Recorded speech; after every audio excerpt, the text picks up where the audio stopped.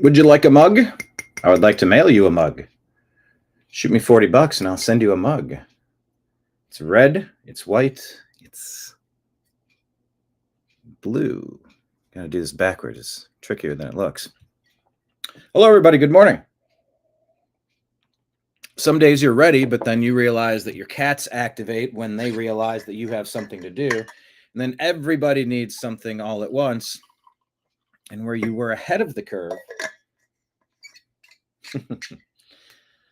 we make plans and God laughs. Broadcasting to you live from the Orion spiral arm of the Milky Way galaxy, the solar system planet Earth, North America, the United States of America, somewhere that might come in contact with an alien craft. My name is Brian Engelman. Today is Friday, October 10th, 2025. And the show that you have found right here is called the TNAM Daily Show. What does TNAM stand for? It stands for The New American Media. North America. We are streaming in Life is Good. So please share the show with some of your friends as us trash pandas rifle through the rubbish and we separate fake news from fact. You know, for those of you in Rio Linda, California, let me explain something to you that a retweet, a reshare is not always an endorsement. Sometimes we're looking for the conversation. I can't believe I still have to say that in 2025, but well, you shared something and it was like that, so you were saying this. It's like, lady, I share a lot of stuff. The show's called Agree to Disagree. We've changed it since from the Agree to Disagree show. Here, watch this. I'm going to snap my fingers and watch what happens right here. We also do Strictly Football. We also do the Unhappy Hour. There's a previous logo, the TNAM Daily Show. It's too busy. That one's okay, but it doesn't pop as well as this one. This one just kind of works. It's not great, but it's whatever. Strictly Football. Here's our little thumbnail image, and there's our Nation in Distress thumbnail image. There's the New American Media. Yeah, it used to be called the Agree to Disagree Show. Now we call it the TNAM Daily Show. TNAM, of course, standing for The New American Media, because the Nimbus always matters. I'm going to get into a Hassan situation. There's some guy that was shock treating his dog. Real jerk-like behavior, it seemed. But yeah, Nimbus, I lift him, I scruff him, I move him. And he nibbles sometimes. He bites, he scratches sometimes. He and I have had an interesting partnership. But yes, bring your animals around. As Nimbus is doing, he's nuzzling onto my cell phone, keeping one of my playback screens moving while he sits here at the desk while we broadcast. So this is the bar. Welcome. My name's Brian. I am the bartender. We're going to talk about all the stuff on the screens behind us. So buckle up, copy the show link, share it on X, text it to a couple of your friends, invite a couple smart people to the group so that they can leave smart comments and we can discuss the things going on in the news. All right, we're going to launch the show right now.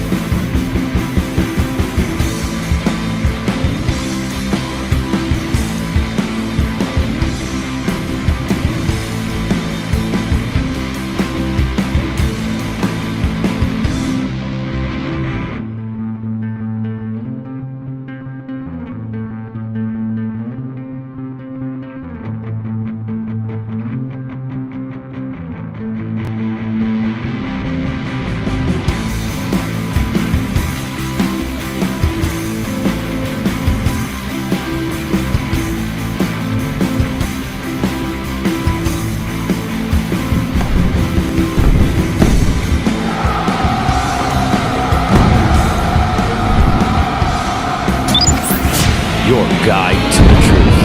TheNewAmericanMedia.com.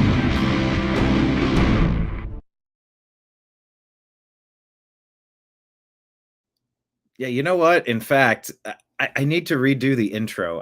It's bugging me. See, it was great when I would partner with Blake and I'd be like, Blake, can you make a thing? You need to make a thing. I'm like, all right, cool. When it's me, I go, hey, Brian, you should make a thing. Yeah, I know. I will. Hey, Brian, it's been a month. Doggone it. Yeah, it's still on my to-do list, isn't it? Yeah. Hey, you should really kind of give that an update. There's like 30 other cool people you could put in there. You need to change it to the TNAM Daily Show. I'm like, yeah, but it would like take an hour. But that is why we have the TNAM meme team. Thank you to John who made these mugs. Seriously, though, if anyone wants one, let me put the tip jar out on the table. Yeah, where's the button here? We're on Patreon at the new Oh, I guess I need to change this. I'll say subscribe in Super Chat us on YouTube.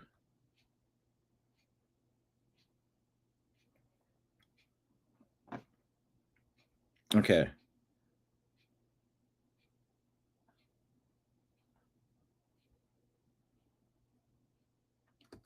Okay, I think that works. But yeah, these are the tip jars. Yeah, you can subscribe and super chat on Venmo. Actually, I'm going to edit this again in real time. Hi, Nimbus. Nimbus is right here. He's being very sweet. He's purring. He wants attention, but he's also a little nibbly. He's a little riled up. All right, I'm going to type this while we're live. Thank you. Hit like, hit subscribe, everyone. If there's any stories, let me pull the chat up on the screen. If there's any stories you want me to cover, let me know and tag us at American_media_.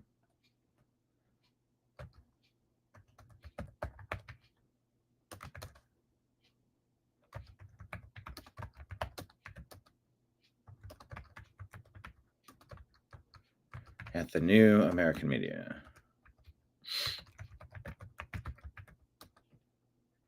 Okay, so I guess we have more tip jars. Thank you to our recent subscriber on Rumble. We're still waiting for our first subscriber on YouTube. And definitely the super chat tip jar is open for anyone out there. All right. Yes, also hit the hearts button. I'm seeing hearts and confetti. Smash those confetti buttons. I don't know how often people say that, but smash those confetti buttons and keep the comments coming, please. All right. Let's get into it. Hello, Trash Panda. Hello, Marion. Hello, Kenneth. Okay. Let's pull up the screen for the Instagram. Of course, the stories we're going to talk about today.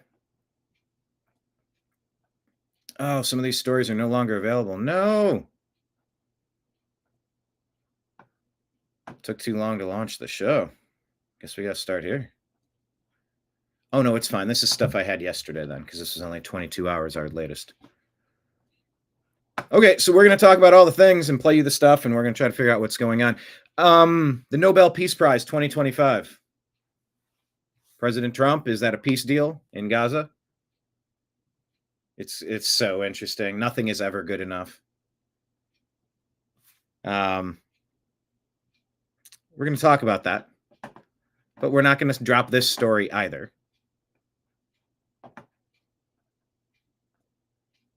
This is from Godfather of Chaos account. Drone overhead at Charlie Kirk's event. So here you go. Oh, he wrote me this. Please pray for me. I'm under the gun on something right now. Prayers appreciated. I texted him and I said, I hope you've increased your security detail. He texted me back. He said, quote, I have. I know they want me dead. And I don't know who he meant by they. Maybe just radicals on the left. But that didn't stop him from exposing himself to danger. No. Look, Charlie didn't really like the word safe. He knew that ministry required you to take risks. So we drove in, and as we were driving in, Charlie got some video footage from drones above. This is an hour before it was supposed to start, and there were thousands of people there. And I'm looking at the video footage, and I go, Charlie, I don't like this place. There's too many buildings. But Charlie, knowing that the people wanted to interact, and being brave that as he was, he just kind of shrugged it off. He told these people, I think they're going to kill me. Okay. He did not express that to me. So I am telling you this based off the testimony of 3 people. And I am saying this because I hope that these people who I think are good will be inspired to come forward with that. And by the way, my official stance is I don't know what's going on. How can anybody know what's going on? But I think Candace has earned the right to run her investigation, and I want to hear it. I don't want anybody trying to silence her. You can disagree with her conclusions. I want someone acting like a pit bull on my behalf if something happens to me. I want, now, what was there some sort of falling out? Is Eric Bolling? I believe it was. You know, correct me if I have the name wrong, but I believe it was. Maybe other accounts or referencing other allegations or reports that there was some sort of a falling out over the years. But then there was also in that text message thread about, you know what, I'm even going to invite Candace. And you're like, oh, well, it sounds like the opposite was happening. Sounds like he was kind of coming around on some of what she had been discussing with him. And she's allowed to have that opinion. And we're allowed to kind of find out where things were when the assassination happened. Because they didn't just take out some guy named Charlie. They got all of us. You know, that's a message sender. And if our response back isn't a double-barreled middle finger, you know, there's no option but to make that the response. Nimble. Well, he's not as nimble as he used to be. More like a bull in a china shop, perhaps. He's a little less nimble than he used to be.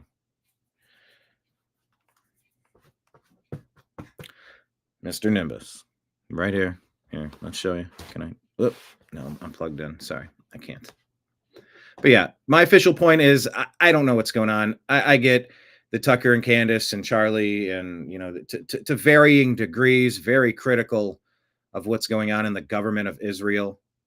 And I don't want anyone telling me I'm not allowed to have an opinion or else it makes me some sort of boogeyman, boogie monster, boogeyman, boogeymanster. They're allowed to have their opinions, and I want to hear what those opinions are. And it doesn't make someone anti this or this and that or blah, blah, blah. Just like you can be critical of any group without being, oh, so you're this, you're that. No, I'm just judging things as I'm gathering information about them. And I'm always suspicious of someone that tries to shut me up instead of defending their point. If you can't defend your point, I sort of want you to shut up, and I'm definitely not going to allow you to shut me up. No.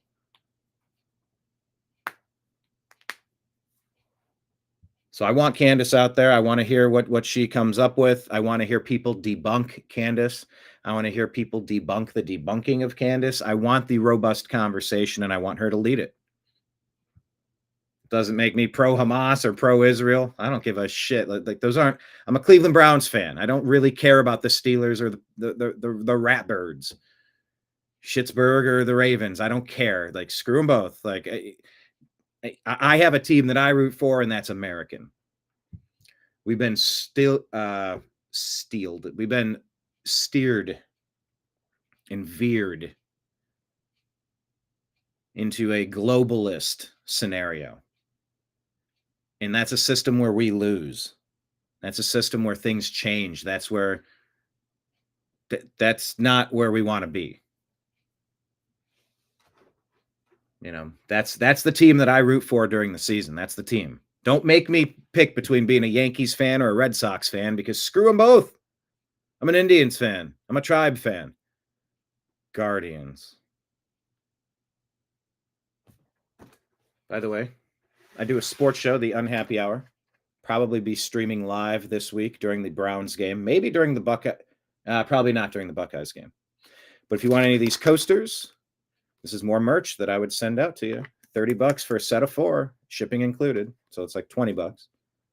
And then 50 for both if you want both of these. And then the pin There's only 100 of these pins. Those are 25 a piece. Shoot over a Venmo or a Cash App and put your address and tell me what you want. I will toss that over to you.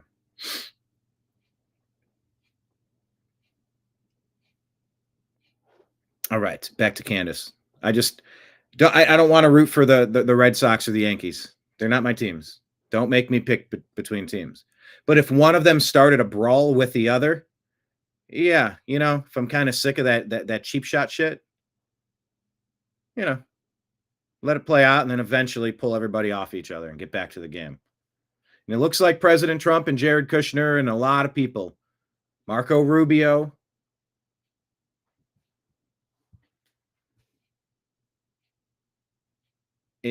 it looks like the adults have finally pulled the kids off of each other on the playground. They both got their shots in.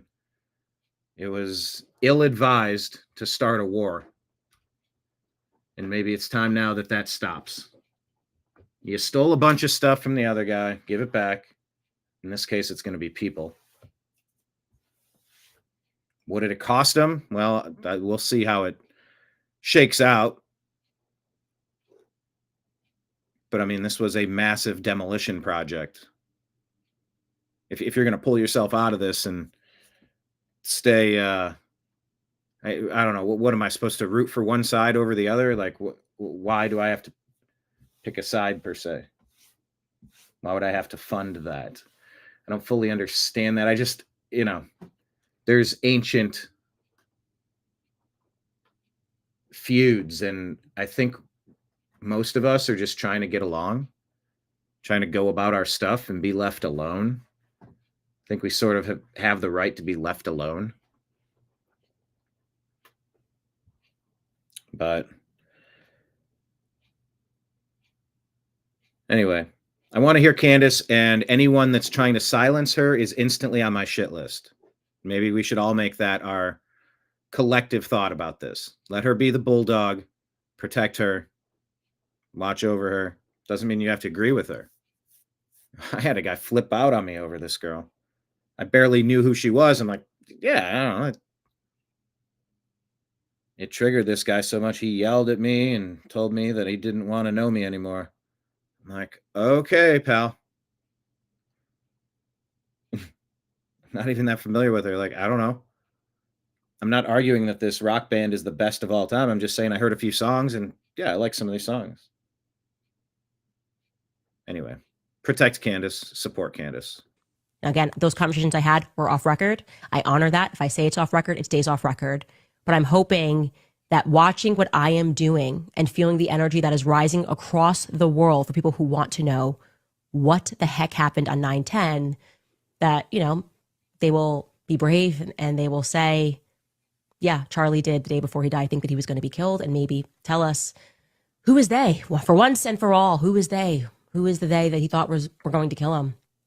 Now, to answer. A month ago, he wrote me this. I will type, so who did it then?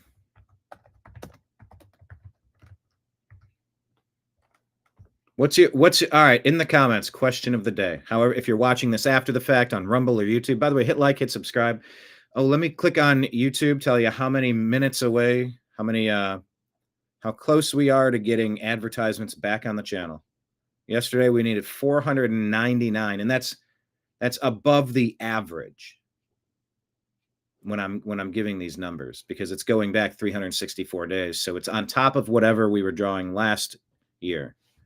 We need to be 499 hours above that. So let's check on it now.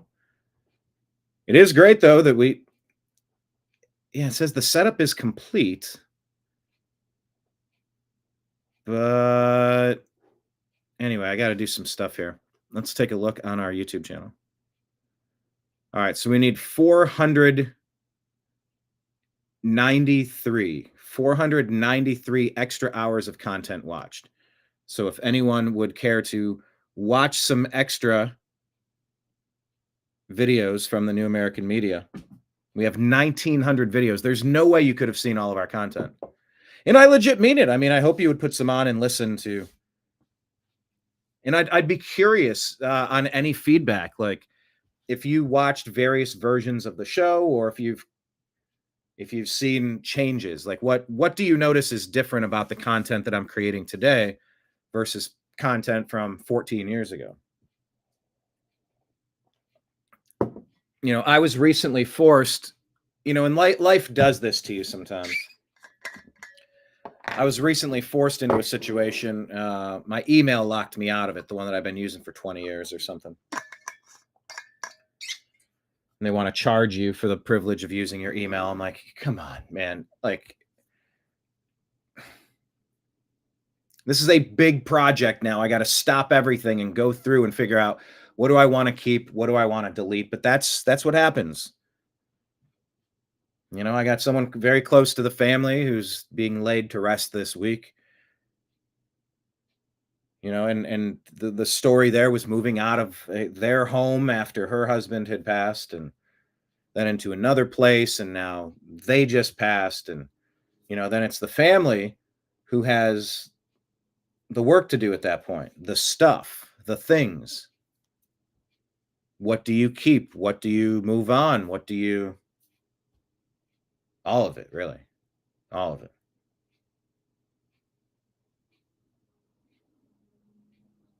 So yeah, sometimes life forces you to like go through and take inventory of where you are and what you have. And those are actually decent opportunities to kind of hit refresh.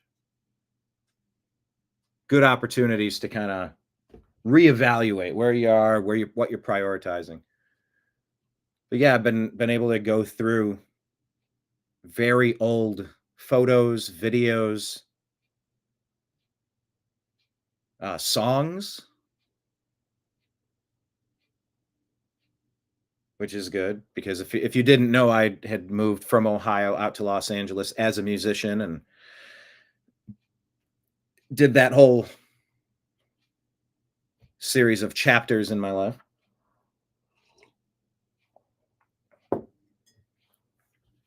But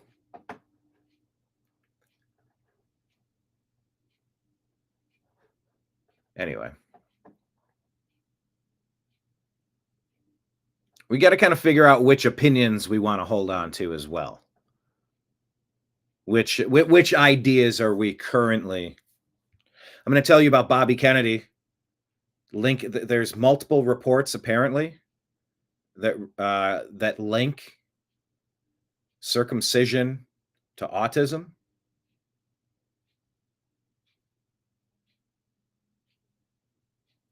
There's another suggestion that maybe this comet that's flying through the sky and acting erratically is actually an alien craft that's set to land here coming up sort of soon.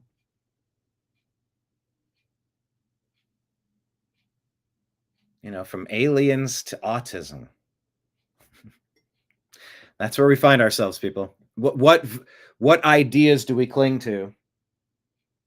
What values do we have? And what's open for reinterpretation? Nimbus, you want to come up?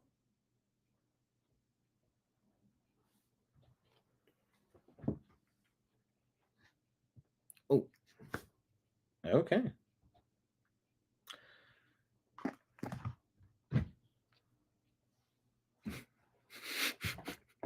Nimbus gives you like this half nibble. It's like, leave me alone. And then he just rubs up on something. He's like, no, I'm very happy to be up here, but I didn't want you to pick me up exactly when you did or how you did or when you did.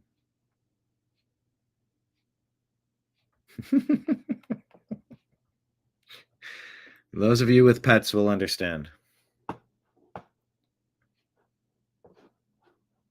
Anyway, protect Candace at all costs, and we're allowed to have any conversation we want. Was this post here? Is there audio? Nope, hold on. Candace Owens says, according to MAGA Mafia Media, Candace Owens says that on the day Charlie Kirk was assassinated, she and Tucker Carlson were warned to lay low, both reportedly on the assassination target list. Owens claims those behind Kirk's death are in a state of panic and will do anything to protect themselves. Destination unknown. Ruby, Ruby, Ruby, Rubio. Question of the day: what band sings that song?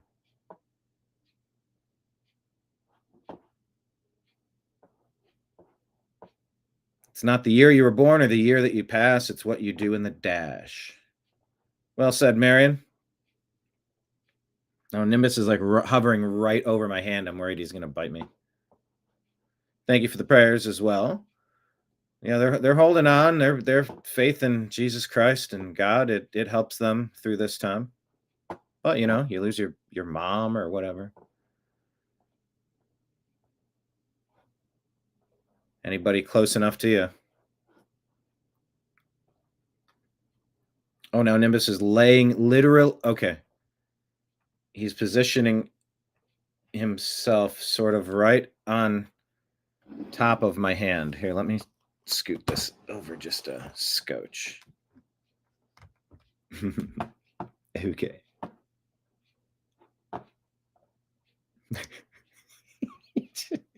Just laid it right here. And he put his paws like right on top of my mouse. That's playing cat and mouse. All right, breaking news.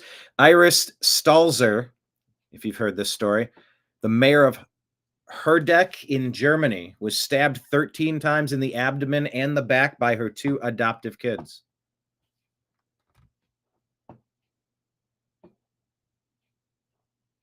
Look that story up. There's a lot to it. I'm not going to get into it right now. But adopting 2 kids, and then they're literally trying to kill you.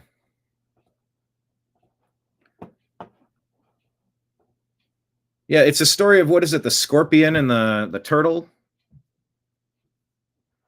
They're crossing the river and the scorpion stings the turtle. It's like, you're surely going to drown. Why did you do that? He's like, he knew I was a scorpion. That's from, there's another one, Question of the Day. What is that from? Destination Unknown, Ruby, Ruby, Ruby Soho. That is a song by Rancid, Out Come the Wolves. I got to see them perform that live somewhat recently, which was great. Great album. All right, that's enough time. I'll tell you the question of the day. The movie is Natural Born Killers, where they tell that story. According to Visegrad 24, Giorgia Meloni to ban the burqa in public and introduce scrutiny on mosque funding. Let me look this one up. I'm not familiar with Visegrad 24. Let me give you an update because I got an update from Grok here. Did you know that the $600 IRS reporting rule has been canceled by the One Big Beautiful Bill? $20,000 or 200 transactions are now the threshold to require a 1099 form. The claim is accurate. One Big Beautiful Bill signed into law July of 25 restores the 1099K reporting threshold to over 20,000 and more. Oh, and more than 200 transactions starting for tax year 25, reversing the planned $600 rule, confirmed via IRS and tax advisory sources. I want to give you that update. Okay, let's ask if Meloni banning the burqa. I thought I read conflicting report on this. No. Here, I'm going to post this in the comments. So if people say, well, you shared that, you got to agree with it. I go, I don't know what. We're talking about it live on the show. You don't know what my opinion is based on the fact that we shared it. And if I put a statement underneath it, that gives you a bumper sticker. That doesn't portray all 30 of the points I might glean from the news event. So come on, stop trying to put everybody into a bumper sticker. It really bugs me that person did that, but whatever. From Grok.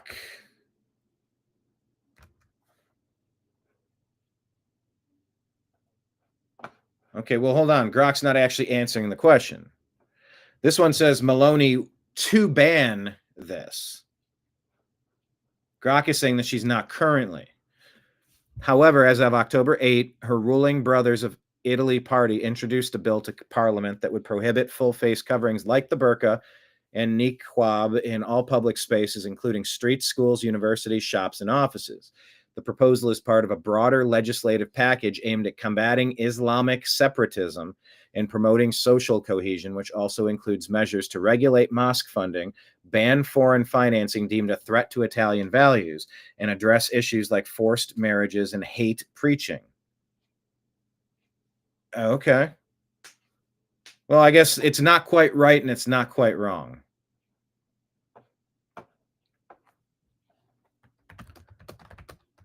I'll ask, when is the vote? When do they determine that?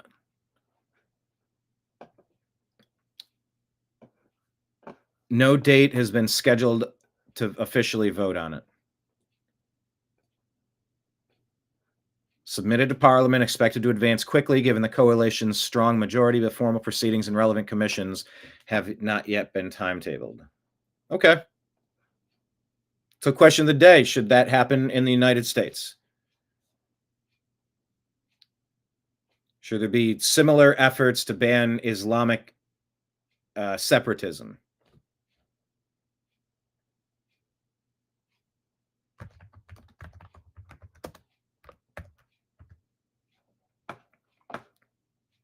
Type it in the comments, please.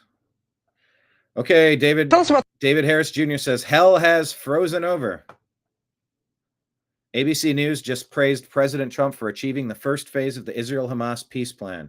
Even Martha Raddatz called it a remarkable achievement. This is wild. Tell us about the role President Trump played in bringing all of this about. Well, Robin, there's no question that if this goes as planned, if we see those remaining hostages freed and Israel begin its withdrawal, it is a remarkable achievement, and President Trump most certainly deserves credit for his role. He has done this through diplomacy, pressure, and the sheer force of his personality and persistence. He dispatched diplomats again and again, made threats just in the last few days to Hamas, saying again if they did not sign the deal, all hell would break loose. And they had the bombing of Iran as an example of that. But perhaps most importantly, he pushed Benjamin Netanyahu in ways his predecessor and others have not, Robin. And what finally got the two sides to this point? And will it be able to get phase 2 off the ground? Well, you know, Robin, throughout this process, President Trump never wavered in his support for Israel. But when Netanyahu ignored much of what Trump was trying to accomplish by continuing to bomb over the last few months, Trump laid down the hammer with Netanyahu, essentially saying enough is enough. Trump had also told Netanyahu that he was opening indirect negotiations with the Iranians, which put even more pressure on the Israeli prime minister. Obviously, the coming days will prove whether the rest of the plan comes to fruition. But if those hostages are freed, which would leave Hamas without their major bargaining tool, this is a huge moment for Donald Trump. It certainly is. All right, Martha, thanks. Tell us about the role President Trump played in bringing all of this about. Well, Robin, there's no question that if this goes as planned, if we see those remaining hostages. So there's phase 1, phase 2, phase 3, I believe.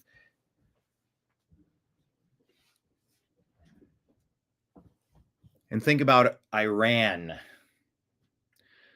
The funding of Hamas, Hezbollah, all sorts of different terrorist groups, and those bunker busters that went right to that nuclear facility, whether it actually got what they wanted it to get, whether it was exactly the perfect pinpoint precision, just zapped all of that energy away.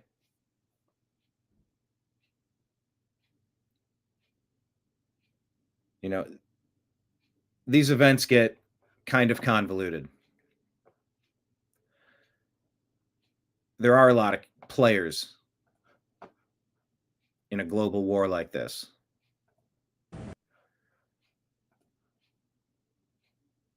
It was interesting how Iran got brought up right there at the end. Trash Panda, question of the day. Deport, deport, deport. That's my law.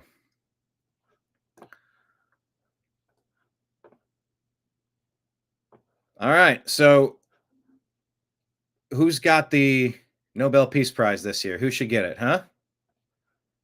I think Byron Donalds knows who he thinks should get it. First things first, Donald Trump is the president of peace. He's been committed to the peace process, not just in the Middle East, but all around the world. He just wants people to live in harmony and peace, and he should definitely be acknowledged by the Nobel Committee and everybody else once and for all. Number two, my prayer is that this deal holds, the hostages come home, and that you get an opportunity to have real security in the Middle East for Israelis and their families, and have some closure once and for all. This is a momentous day. Once again, Donald Trump and his team have been committed to finding a path forward towards peace. Contrast that with what we were told a decade ago by the lamestream media and Hillary Clinton, that if Donald Trump was president, you'd have World War III. Once again, they put out lies that made no sense. The truth is, Donald Trump is the one who's trying to bring peace, not just to the Middle East, but to the entire world. It is amazing. It is amazing to watch, and it must be amazing for you to be able to participate in all of this. Congressman Byron Donalds, Republican of Florida. Go to byrondonalds.com, byrondonalds.com. Some very interesting things going on. You're running for governor. The primary is August of next year, which will be here before you know it. Thank you, sir, very much.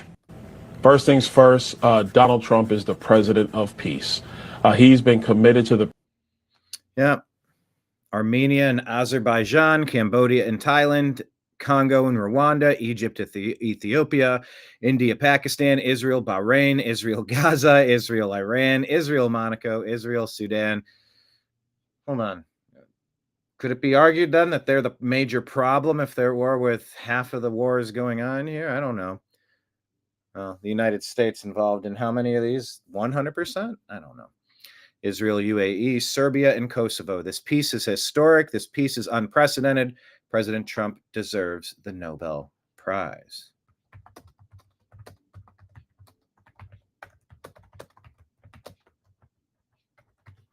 Let's see what... Yep. So, of course, President Trump would win the Nobel Peace Prize, right? I bless the man that supports Mr. T. Right? That's Mr. T as in Mr. Trump. Dave Rubin here. Let me go back a page for the sizing. I think you can read this. I won't pick you up again, Nimbus. Dave Rubin says, how absolutely ridiculous and yet totally obvious that Bernie, AOC, Rashida, and virtually all of the progressive leadership hasn't tweeted a word about the Trump peace deal, even though they've been screaming about genocide for 2 years. They should be dancing in the streets, and instead, there's silence. Their masks are off. Kind of weird, ain't it? Yeah, all right. Here's the worst story of the day. Is it important that we kick out people that broke into the country? You're damn right it is. I don't want to get into this one.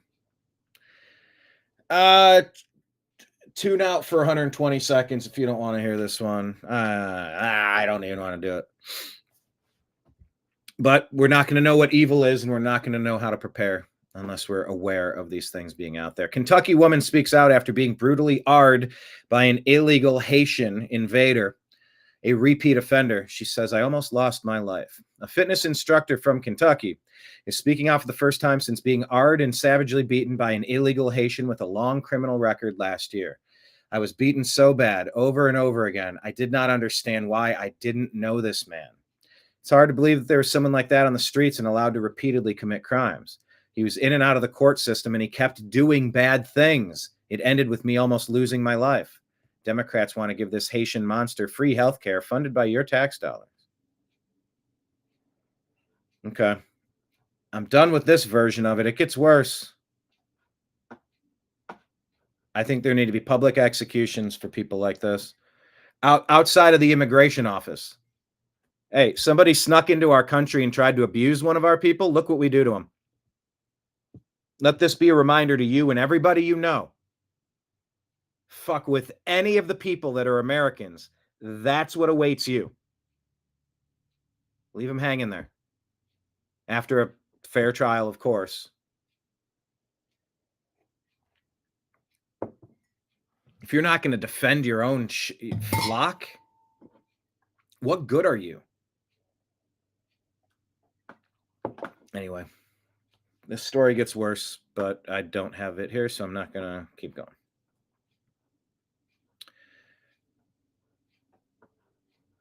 Which of these images angered the left?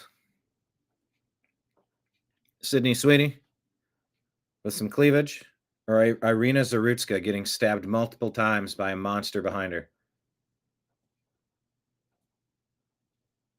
I hate the rich. I want everything delivered to my front door.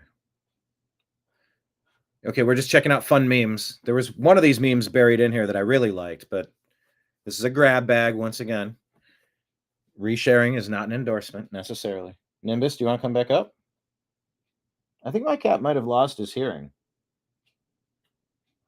Yeah, he's not moving. He'll stay there. Me, I would like to learn how to do my taxes. U.S. schools. Best we can do is transgenderism. Okay. Do you agree or disagree that a communist running for office should be against the law in America? I sort of believe it is, especially if you're committing immigration fraud in the process.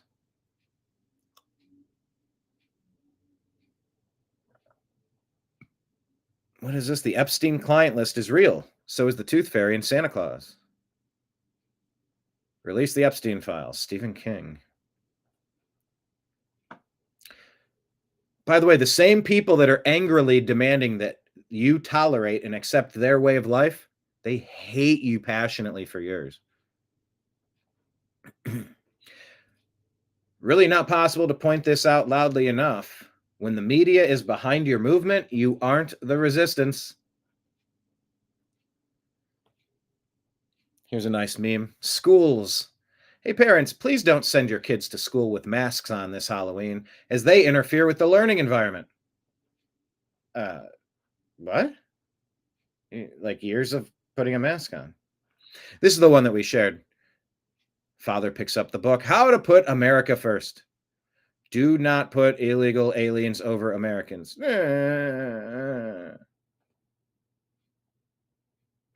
ever notice that Democrats never post anything pro-Democrat? It's always just anti-Trump. I've noticed that. Quick question. How do you tell who's telling the truth? The ones trying to silence other people are the ones lying. Yep, Pete Hegseth, no more dudes in dresses.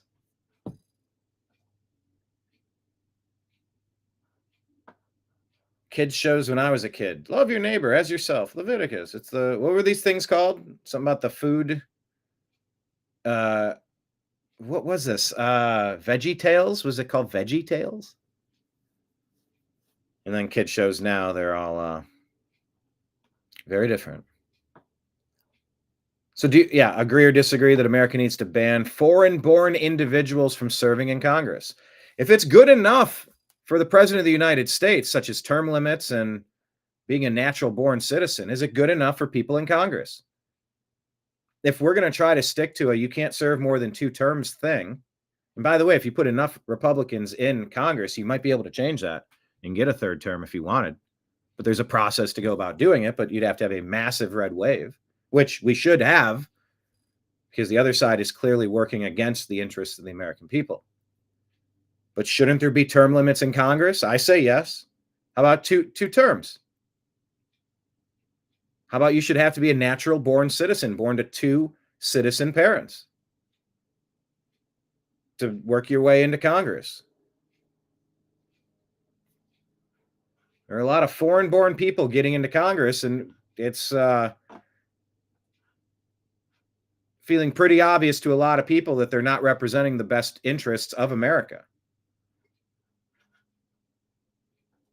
I'm hanging out in the Pittsburgh Steelers locker room, but I got a contract with the Cleveland Browns. I got no allegiance to you. I just happen to be inside of you. Ew, gross. That's what Harvey Weinstein would say to people. I used to do a Bill Cosby. Yep, here in England, we saw that meme that you posted. Put your hands behind your back. You posted a meme, you're going to jail. You used to play those simile games. A vampire exposed to the sun is like Superman exposed to kryptonite, which is similar to the left when they're exposed to facts.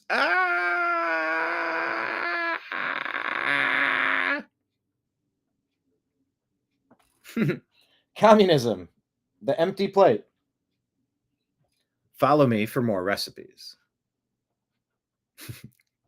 These are nice memes. I don't know. I might not even be following this account. I guess I am. Okay. Cody Meyer, the AV report.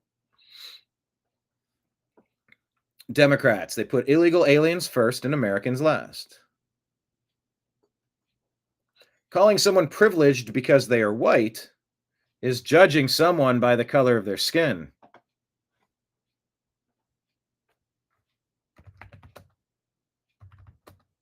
Just going to say, nice meme dump. Some good memes in there, but this is the one that I saw that I shared. Breaking, in case you missed it, the Babylon Bee is reporting Hitler has brought peace to Israel. Hitler brings peace to Israel. Explain that one away.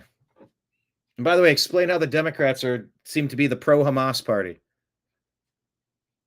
But Trump's Hitler because he leads the Republicans, but the Jews are... Wait, you don't support the... Or you don't. You do, but you definitely don't. Okay, this is getting a little convoluted for me to follow. I cannot be the only one.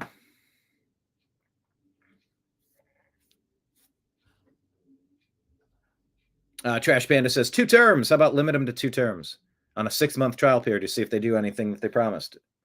If not, go get a real job. Question of the day. Yes, it should be illegal, but too many liberals. Too many liberals. So there. Breaking. Hitler brings peace to Israel. Do you hear how absurd that sounds? This is the story. Turn away, tune out if you got to for 60 seconds for the vibe check. This happened too close to me. We should all... Doggone it.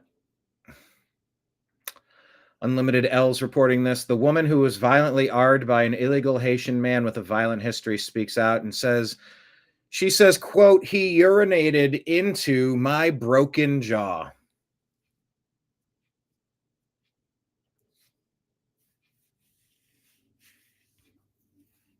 This needs to be on City Hall steps, right by the immigration office. There should be gallows if this person is found guilty by a jury of his peers. Jenny, 25 years old, was left with a fractured jaw.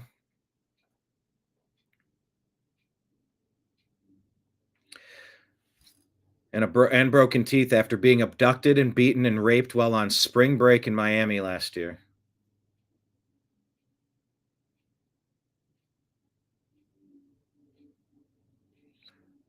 She was unable to speak and wrote the word beaten on a sheet of paper handed to her by a nurse. The suspect, Junior Joseph, 28, had overstayed his U.S. visa. Records show he had previous arrests for domestic violence, battery, burglary, drug offenses, and resisting arrest, and he wasn't thrown the hell out of here? He knocked me on the ground and he beat me in the head. And that's when my arm broke because it was protecting my eyes. I knew in that moment I was gonna die. He's kicking me in the head.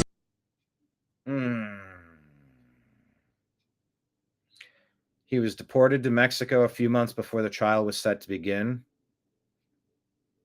What is the latest on this? Stomping on my head and I black out. I kind of was going in and out of consciousness at that point. I don't know what this music is, but I want to hear her story. And I remember kind of being carried by him over his shoulder.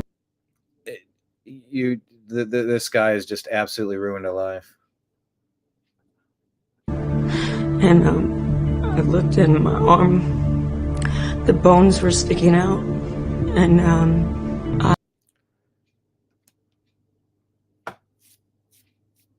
yeah, it's serious that we kick the people out that broke in here. I blacked out again. I woke up in a house, and he was on top of me. He was raping me and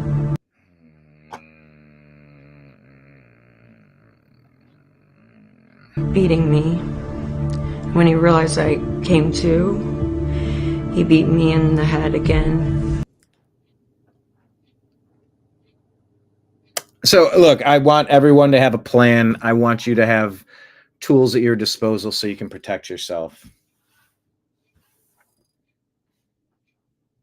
Man. And I blacked out. I remember just thinking, I thought he knocked me on the... I thought I had died. I didn't know where I was. I didn't know what was happening. I remember looking at him and thinking, I don't know you. Just a monster. And why are you doing this to me? And I blacked out again, and I kept my eyes closed at that point. I didn't try to open them. I was really scared, and this is after he was done raping me, he urinated into my broken jaw, and my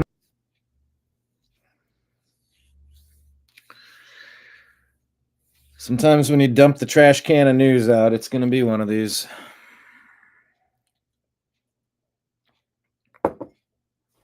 maxilla was ripped out, so he urinated into my broken nose and my mouth, and I remember the sensations and how disgusting it was, and I was choking, and I had to just survive. I didn't know what else to do but just lay there and play dead. I had to be intubated.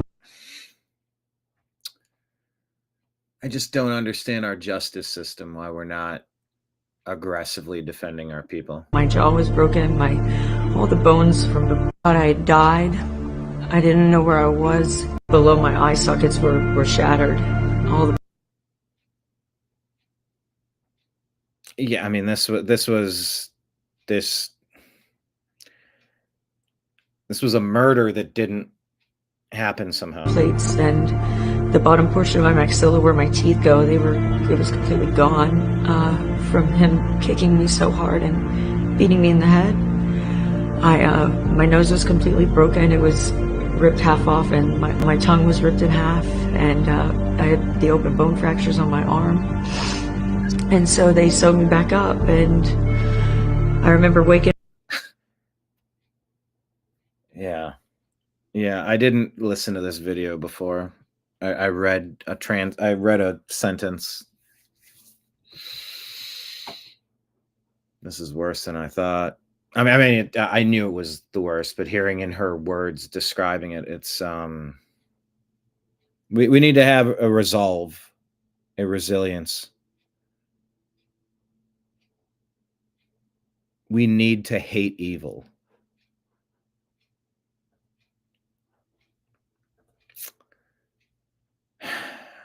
She wakes up from intubation. From intubation, I had a tube pulled out of my throat, and I'd never gone through that before. I was terrified. I didn't understand what had happened to me. And the nurse... How was she found? How? They gave me a piece of paper because I couldn't speak. My jaw was wired shut, and I was so swollen and so beaten that I couldn't talk. And the first thing I did, I didn't write my name. I didn't write anything else except for beaten. I wrote it on a piece of paper. Yeah, I sure hope this doesn't get flagged for the music behind this, but this is a story you have to hear. You need to be aware about why we're serious about overstaying your visa. And if you're here as a guest and you're causing violent crime, you go instantly. This getting dumped back out in the general public, it shows, oh, I can get away with anything I want here. That's the message that's sent. And then you get an escalation of craziness until you get this. I knew in that moment, even though I was confused, below my eye sockets were shattered. Confused and disoriented what happened to me, that a very bad man had just hurt me, and he tortured me, and he wanted me to die. I didn't understand that a person that was never supposed to be here. Never supposed to be here. When you overstay the visa, you got to go. And I have encountered people who've overstayed visas. I'm not fully aware of anyone's situation, but, you know, probably a nice person. But there's a way you're supposed to go through with it, and that the dragnet comes back and takes people who have criminal convict. Like, that should happen instantaneously at the jail. There should be someone waiting there, the bailiff, to take you, and now you have to leave the country. If you can't be on your best behavior, let alone terrorizing, person was not supposed to be here. Who was not supposed to be walking free on our streets, who had been locked up numerous times. If you're locked up numerous times, you lose free-range human privileges. That's it. The Democrats have been failing because this is mainly a Democrat problem. It was a handful of people causing 95% of the problems in most neighborhoods I've lived. And once you do get arrested and you get in the system, you need to stay there away so you're not going to harm the rest of the community. And if you're here and you're not a citizen, no. Only the best and brightest. Not your poor huddled masses scheming for ways to terrorize the residents. No, best and brightest. Best behavior, at the very least, best behavior. Anything more than a speeding ticket? Goodbye. But if you're locked up numerous times, come on now. And was not supposed to be in our country, would kidnap me and beat and rape me until my jaw was broken and my teeth were gone. Confused and disoriented what happened. What is this guy's update? All the plot I'd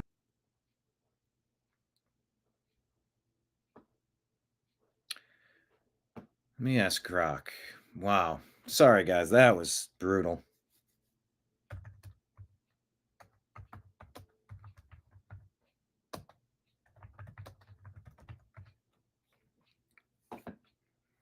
Let's see what Grok tells us. Spring break in Miami, Florida, March of 24. Charged with S battery and false imprisonment. What? Unconscious, strangled, assaulted for hours.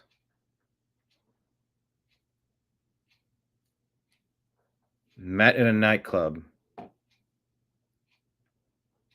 Arrested and charged.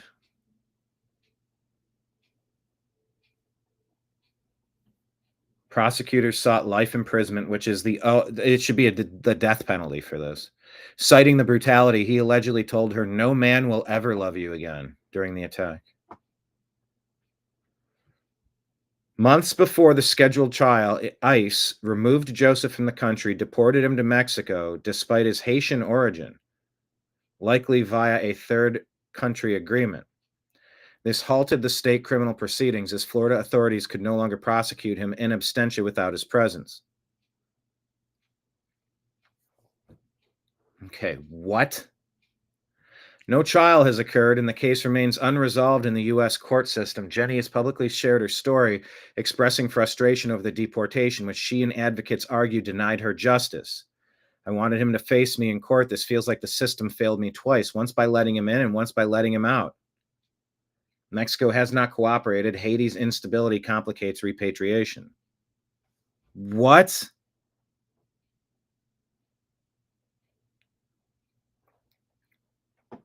Okay.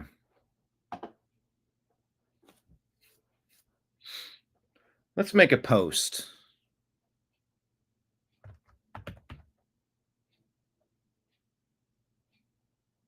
Does Grok not recognize ICE? Junior Joseph. It's not registering ICE. Weird. It wouldn't populate that. ICE.gov.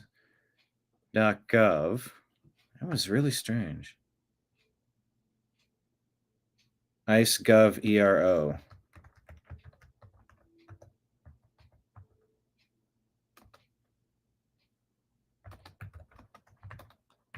Update us on when you will return this demon to face justice in the American court system to protect the woman he tortured, beat, and tried to kill.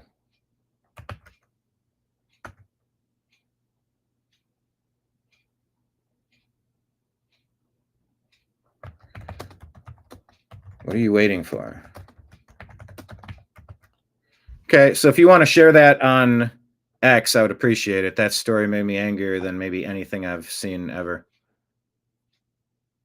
I mean, it's just whatever. It's right at the top. Okay. Now we did the deep dive, and there's no justice in that case, so I'm going directly to ICE. All right. How about a nice story? How about something, just a woman having a hard day, and then knocks on this door. Delivery driver must have dropped a package off or a delivery off at the wrong address, but then they try to sort it out, and you know, you can tell she's a little stressed, and everybody needs some of this from time to time, I think. Where's the volume? Okay, Neil. Okay. Yeah. Neil, I'm sorry. I'm getting old. I saw 67. It's not 67 or 57. You were number 67. So 57, 67. I screwed up. I'm sorry. I'm on my way back to get it right now. I will bring it back. I think we can make it work.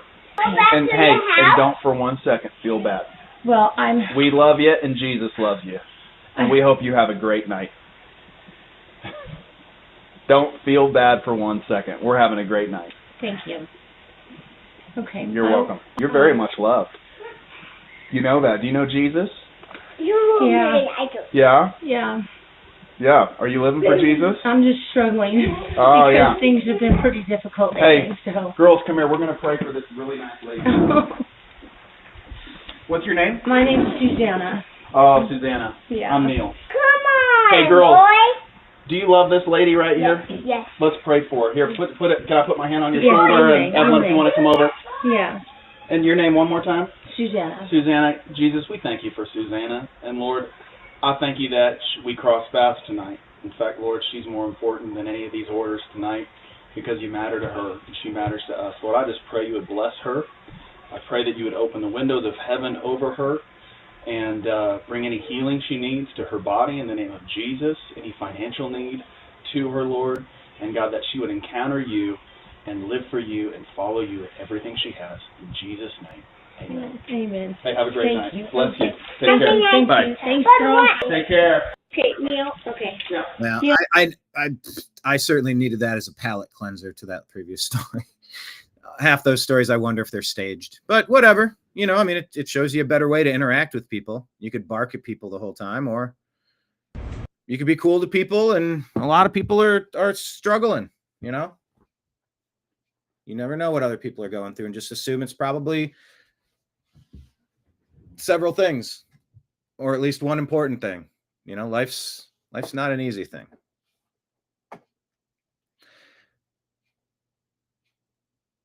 It was good. You know, you could hear the panic in her voice at the beginning and all the apologies, and then,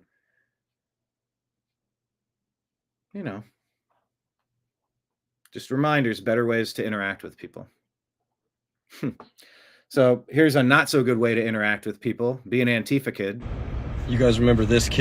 This is shared from the Mike America 1776 account. Not familiar with it, but he's going to drill down on one of these people who was arrested in the Portland riots, the domestic terrorist Antifa organization. Kid. Remember that kid? He's been identified as Joseph Alexander Sanchez, aka Ellie. He identifies as a female, as you'll see from this next image. I haven't verified all of this, but this is... Now, the reason it's important to highlight this individual is not because he's trans, although LGBTQ plus community makes up 70% of Antifa membership, is because he traveled from Los Angeles, California to Portland, Oregon to participate in domestic terror activities. They brought this scared little soy boy punk in for questioning, and I guarantee you, just based on his reaction, he talked. They will then be able to connect Portland Antifa through their online activities to Los Angeles Antifa. And then if they look even further, they'll see that every chapter in the United States has a different online profile, and they use Antifa Torch Network as a main account to bring everybody together all as one. And they love to say the word decentralized. Have you noticed that? They love to say, oh, they're decentralized, they're decentralized, they're decentralized, they're decentralized. Oh, are they? It sounds like you're protesting too much. I don't know. You keep repeating that thing so often, I'm starting to make you think that it's the opposite. Sort of like when Benjamin Netanyahu keeps saying, I had nothing to do with Charlie Kirk. I have no idea about the Charlie Kirk. No, Charlie Kirk and I are best friends. Look, I have a letter. Trust me. And you're like, huh? I don't know what's right in this, but I know you're talking a lot about something that in my spidey sense is coming off that something's weird here. And you did that. I didn't do that. I just noticed what you happened to be saying and I went, huh? So I don't know if these facts that this dude is laying out are accurate or not, but the overarching theme of this is that it's a very centralized network working together. And if this kid did come up from Los Angeles and got arrested in Portland, all right, yeah. Yeah, now you got RICO, you got interstate. Like this turns it into so much more. I think the president's also going to declare Antifa a globalist terrorist organization, not just domestic, which is going to open up a lot of other things. You're going to be able to get a lot of other people working on it at the same time because it's very coordinated. So very curious if this kid ends up talking. They organize from state to send aid to the organizations and dangerous actions in other states. This is what they do. You see, this kid was a medic, right? So they needed more medics in Portland. So the Portland Antifa reach out to the LA Antifa through their Antifa Los Angeles pages on social media, and then they sent them one. That's the very definition of an organization that is very well organized. And what they do is falsely identify Americans as fascists, then scream that rhetoric everywhere, and in some cases, kill them. That's what they do. It's important to highlight this because it leads to the full and total investigation. He already has a GoFundMe, as you'll see here. Oh, well. Mark my words, patriots, the more of these weak-minded, feeble-minded fools that they pull off of the street throughout this investigation, the more that they identify them from out of state, the more that they label them domestic terrorists, the more that they talk, because they will rat on their comrades in an instant once they realize how real it is. It will lead further and further up the chain. It's very, very real. It didn't make sense why the country was allowing the riots to happen in 2020. It didn't make sense. I think Trump and team learned a lot about what happened while we were dealing with the Wuhan biological attack, the potentially intentional Wuhan, China biological attack on humanity. A lot of lessons were learned. And then 4 years of watching Biden. Yeah. Yeah. The ante has been raised. You took multiple chances to drum up fake stuff on Trump to throw him in a cage for the rest of his life, to Epstein him. You tried to JFK him in Butler and on his golf course. Like, yeah, things got ratcheted up, you could say. And the full pushback on the Democrat deep state domestic terrorist organization is in full force, and they earned it. They're the ones that are up to no good. They're the ones doing it. You know, just like the immigration problem. It's like you You can't just yell at the people cleaning up the mess. Why don't you focus on the people that caused it? Don't blame the cleanup crew for what the reason they were called out in the first place. That's what 311 referred to in one of their songs, misdirected hostility. To who's funding them, who's helping them with their GoFundMes, who's promoting them, who's giving them water, who's giving them outfits, who's giving them gas masks, and so on. This investigation is very well planned, very well organized, and people that don't see it are not paying very close attention to the law in this country around terrorism. It is a very good thing to see this starting to happen. This kid is rethinking his life choices as we speak, and he's already spoken to federal agents and been shunned for it by Antifa when he comes back. All of them are weak. They have some real ones, but they're hiding and using these feeble-minded fools to do their dirty work. A beautiful day, Patriots. Investigation ongoing and just the beginning. There you go. It's relevant, and it's nationwide. This was a thing from yesterday.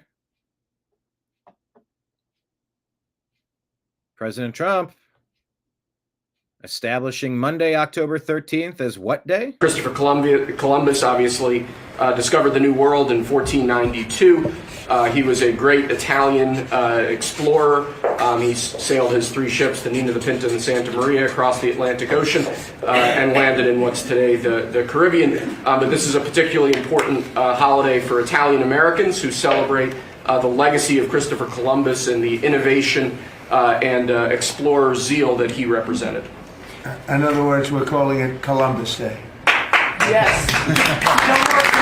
Christopher Columbus. All right, it's back to Columbus Day. You know, the left has been very adamant that we hate our founding, that we hate our history, that we hate, you know, and it's in the effort to paint it their way.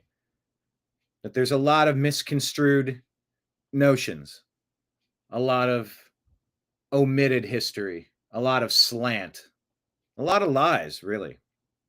So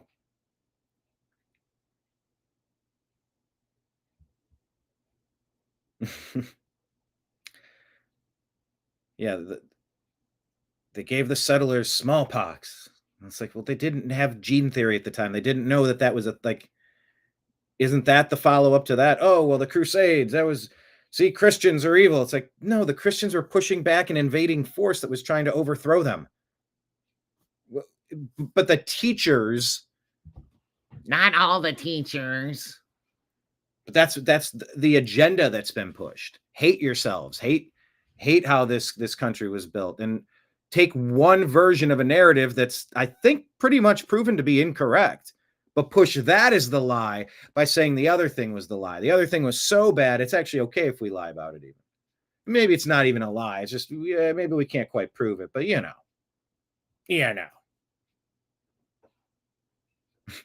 The last Italian sub I had cost $14.92. Nice. Speaking of Jesus, was that guy him? No, not Joe Rogan. He's a bald feller.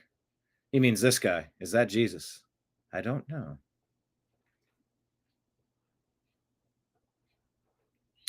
Danielle D'Souza Gill says, Joe Rogan just called out Gavin Newsom for destroying California, then thinking he deserves to be president. You can't ruin a city and then go on to ruin a state and say, guys, that was just practice. Once I get in as president, I'm going to fix it all. America can't afford Newsom's woke leadership. So I'm curious if that's an actual quote, but I haven't had Danielle D'Souza Gill lie to me that I can remember yet.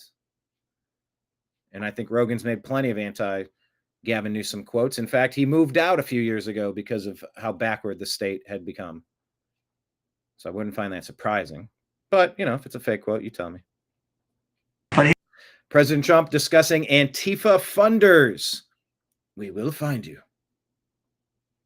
And you'll be just as guilty. Here in Washington, we've deployed federal law enforcement and National Guard to restore public safety, and we're working to replicate that in numerous places all over the country. And we have a very powerful military. We have a very powerful National Guard. I want to thank the governor of Texas, who has been, as usual, great. Governor Abbott, he gave us 400 troops without even a question. And we have other governors likewise doing what has to be done because they know we have to confront crime. We're directly confronting the sinister threat of left-wing domestic terrorism and violence, including the terrorist group Antifa. You saw that yesterday. We had a news conference. Antifa's out of control in Portland and other places, but mostly Portland in the case of Antifa. And we had people that were really badly affected by them. It was terrible. So one of those things, but we're knocking the hell out of them. And we're looking for the people that are funding them, and those people are going to be just as guilty as the people that smack people over the head with a baseball bat. But here in Washington... Good. Clean it up. Clean up. Aisle America. All right. That was our Instagram feed. Make sure you're following the New American Media in all of the places. Look at the bottom of the screen. It is scrolling. The New American Media is on Instagram, Facebook, Truth Social, Rumble, Odyssey, Twitch, Kick, D Live, and YouTube. Search the New American Media. Hit like, hit subscribe. We're on Telegram and Signal at TNAM and TNAM Chat. We're on X at American_Media_. And subscribe to our two podcasts, The Agree to Disagree Show and The Unhappy Hour Sports Show on Spotify and Apple, please. Please. Once again, the tip jar at the bottom of the screen if you're liking what you're doing and you're going to wrap up this week on a wonderful manner as we roll in from a Friday to a Saturday.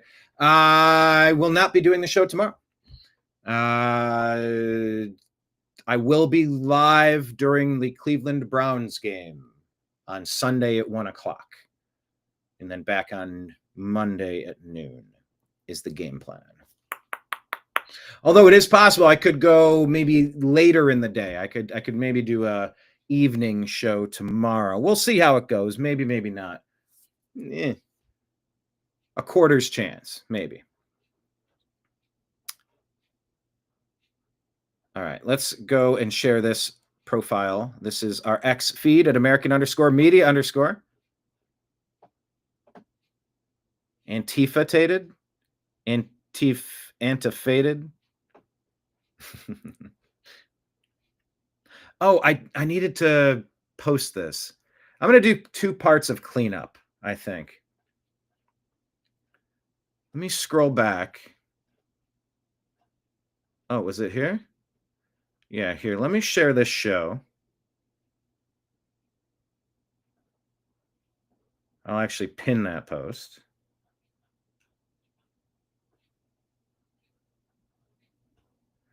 It's interesting going back, looking at previous versions of me on the show. All right, how do I share? Oh, there's the share. Copy post link. I want to put this back onto our X account.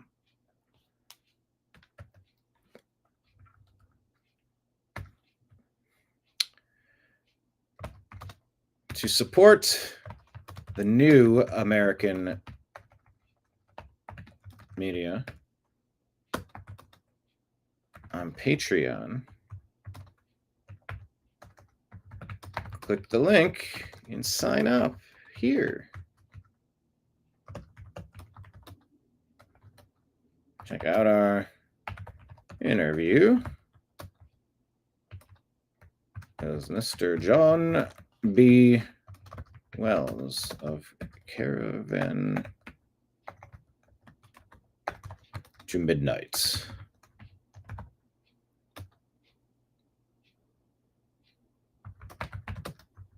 On this Patreon post. All right, I'm going to post it. We're just going to pin it to the profile. It's not showing up with the image. I don't know why. Okay. But there you go. We have asked ICE to update us on when they'll return that demon to face justice in the American court system to protect the woman he tortured, beat, and tried to kill. What are you waiting for? All right. Did you hear about this one? 33 billion tons of pure nickel, no iron, super flat and glowing. Shredding plasma, forming a backward tail, and somehow lighting itself from the front. Whatever this is, it's not ordinary. Is this 31 Atlas? A probe from Planet X. 3-Eye Atlas. What you're looking at is a still image from video footage released. Here, let's look at this. Can you see? Yeah. I might have to bring Mike Barra on to talk about this stuff. Guys, here's brand new analysis of Comet 3-Eye Atlas. What you're looking at is a still image from video footage released by the European Space Agency, the ESA. Here we go. We're going to go in for a closer look. View of Atlas as it was going by Mars, visible from, once again, the European Space Agency. Here's the video footage. This is in original format, unedited. I'm going to zoom in very, very close in this video, and we're going to look at this in different formats. Once we zoom in, you can see the absence of a tail. There's no obvious tail on this thing, whatever it may be. You don't see a coma. There's no green hue around the comet like we normally see with comets that pass through the solar system and go near the Earth. This thing here has an entirely different personality. It doesn't even look round. Once you zoom in, slow this footage down, and adjust the lighting and color, you can see this thing has all kinds of different features on it. Reminds me of when we first started analyzing the footage of this object back in July. It didn't have the personality traits of a typical comet. It just didn't. It didn't have a tail then. It doesn't have a tail now, and it's even closer to the sun now than it was back in July. So it should have a very dramatic tail, one similar to Comet Lemon. Yes, this could be made of an entirely different composition. I suppose that could be an explanation. Here. By the way, what account is this from? It's from. It's embedded. It's not Rich _stomp_it. Richie-B.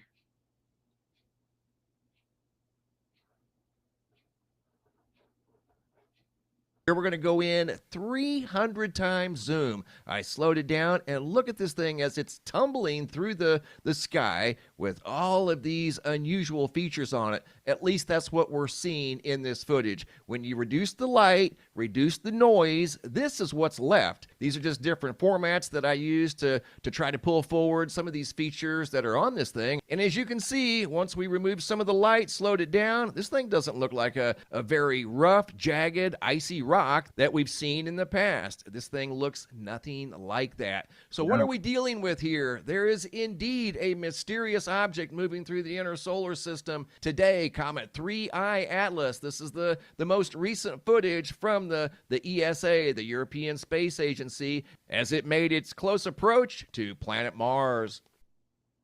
Okay.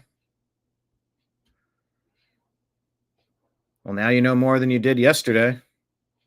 Maybe.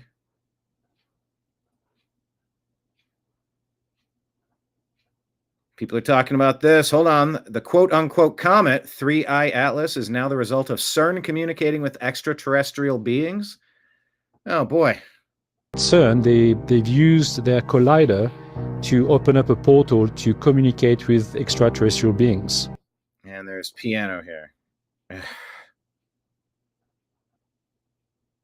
One of them are the occupants from 3-Eye Atlas.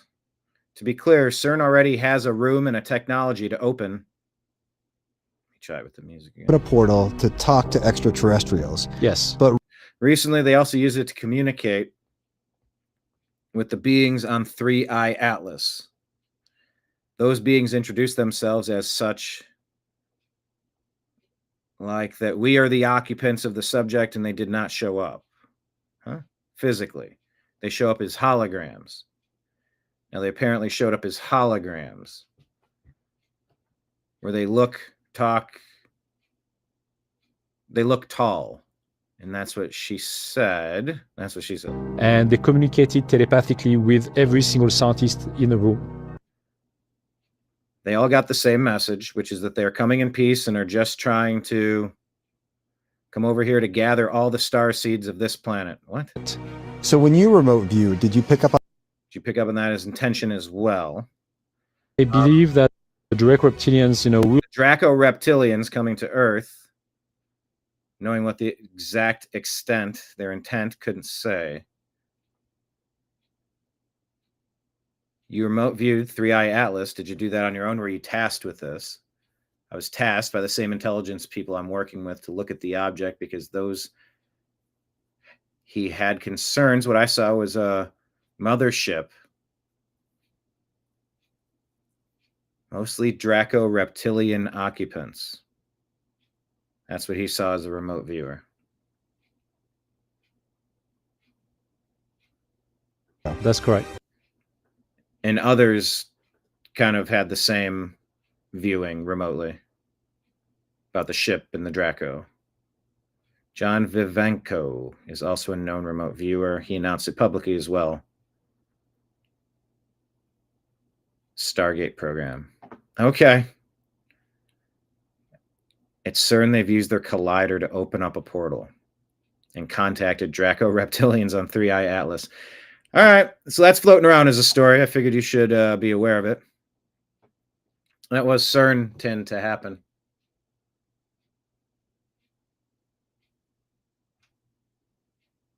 Yeah, that was CERN tend to happen.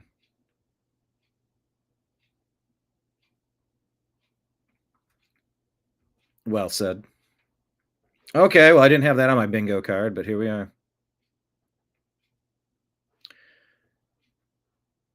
This fact check is wrong because readers are adding context saying, this will not reach Earth.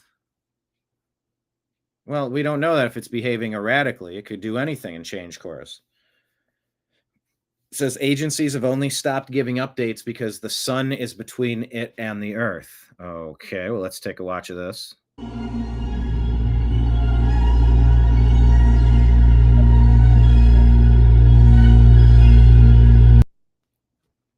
I mean, you see this object going through the sky. I can't tell if it's changing its trajectory or not.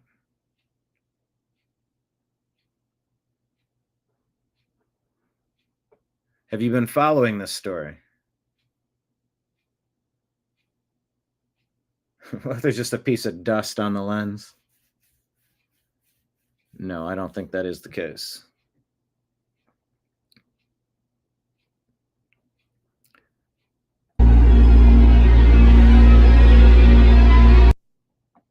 So where is it at? It's going... All right, past Mars. We got eyes on it. Venus there.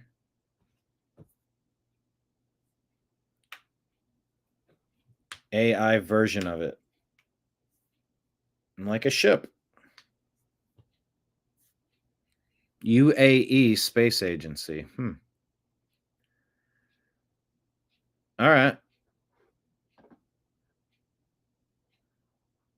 Now, from aliens to autism, take a listen to what Bobby Kennedy, the Director of Health and Human Services, has to say about autism. First, you've heard of it? Oh, boy.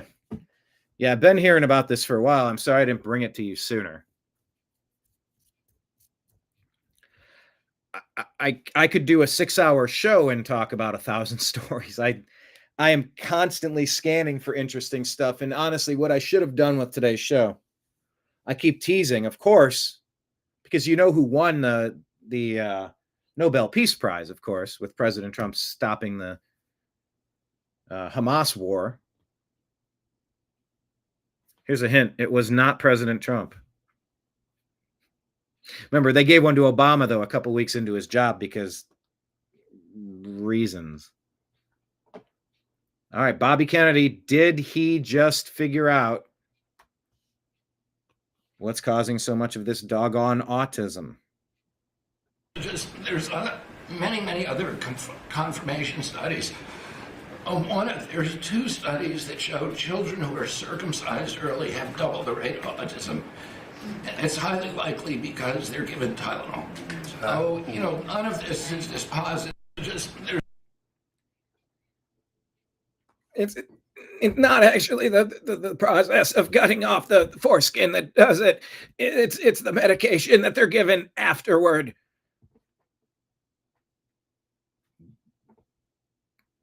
What if that's it? And what if it's not? That's fine. But like, this is something you obviously want to investigate. It seems to make some sense that it could contribute, especially if they have double the chance.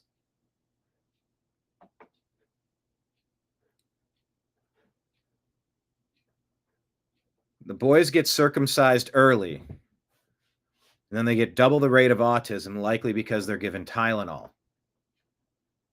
All right. Hey, in the comments, question of the day, are you pro-circumcision or anti-circumcision? I don't know. However you slice and dice it. I'm kind of slice and dice.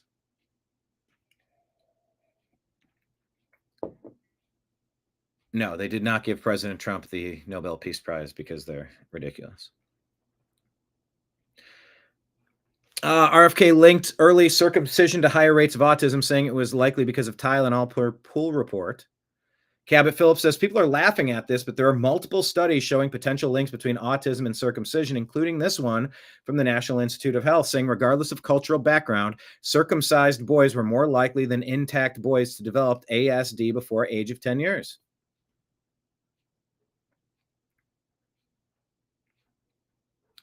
Candace Owens has a thought here. We'll let her say her piece, and then we'll tell you what Laura Loomer has to say about it. You could maybe guess that Laura Loomer is not a fan of what you're about to hear here. And Candace has allowed her opinion. I you know, what, you're supposed to be constantly supporting a particular team because they wave the right flag or whatnot? I don't know. Just kind of call it as you see it. This is how Candace sees it, and I'll give you Laura Loomer's rebuttal. I want the rebuttals as much as I want to hear from Candace, okay? I want the conversation. That's the message of Charlie Kirk. More conversation, less shooting. Here we go. Trump wants a Nobel Peace Prize, by the way, for the planned ethnic cleansing so that they could profit on the land and turn it into a beach town. So let me say this. This is our never again, okay? This is a Holocaust. A Holocaust just happened. A real Holocaust just happened. We will never forget this. You need to tell your children what happened in Gaza. You need to tell them exactly who did it, exactly whose families were involved in this. And when you hear in the future somebody tell you, like, we're going to Gaza Beach for a vacation, you need to look at them like they are the absolute vermin of our society, because they are. They are. Their children will be cursed, okay? If you go and you play in the sand where you know that your forefathers planned to mass murder children, you will be cursed. Every person who steps foot on that, every family that is set to inherit what they did, they will be cursed. Your children's children will be cursed. Gaza belongs to nobody but the Palestinians. So when you begin to move the Israelis in there, and when the Trump Hotel gets built on there, I caution the rest of the world to stay far away from that cursed land, because something is coming. You can't commit that much evil in broad daylight and not think it's going to come back to haunt you. Anyways. So do you agree or disagree with Candace? Laura Loomer says, fuck Candace Owens. This woman would be in her basement under the name Red Pill Black if it weren't for President Trump. She owes her entire career to President Trump and his family. She even had her wedding at one of his properties. She's the biggest grifter and opportunist. She was always a liberal, and she doesn't speak for me, MAGA, or the Trump base. Donald Trump deserves the Nobel Peace Prize for securing many peace deals, not just between Israel and Hamas. She doesn't speak for MAGA. She has and always will only speak for herself and the voices in her head. I'm so sick of these ingrate influencers attacking Donald Trump after they used him to acquire wealth and fame. F this stupid bee.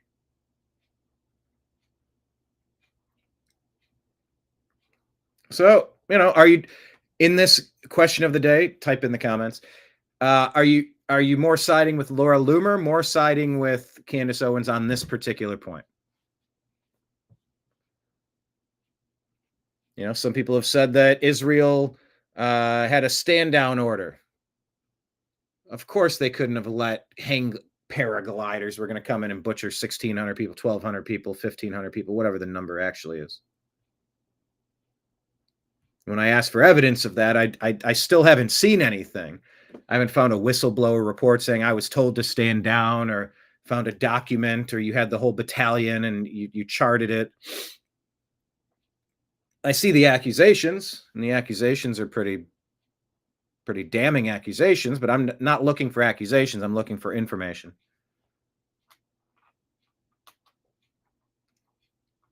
So is this something Israel did to itself so that it could false flag its way into getting more territory? Or were they attacked by a neighbor and they said, we are so done with these people.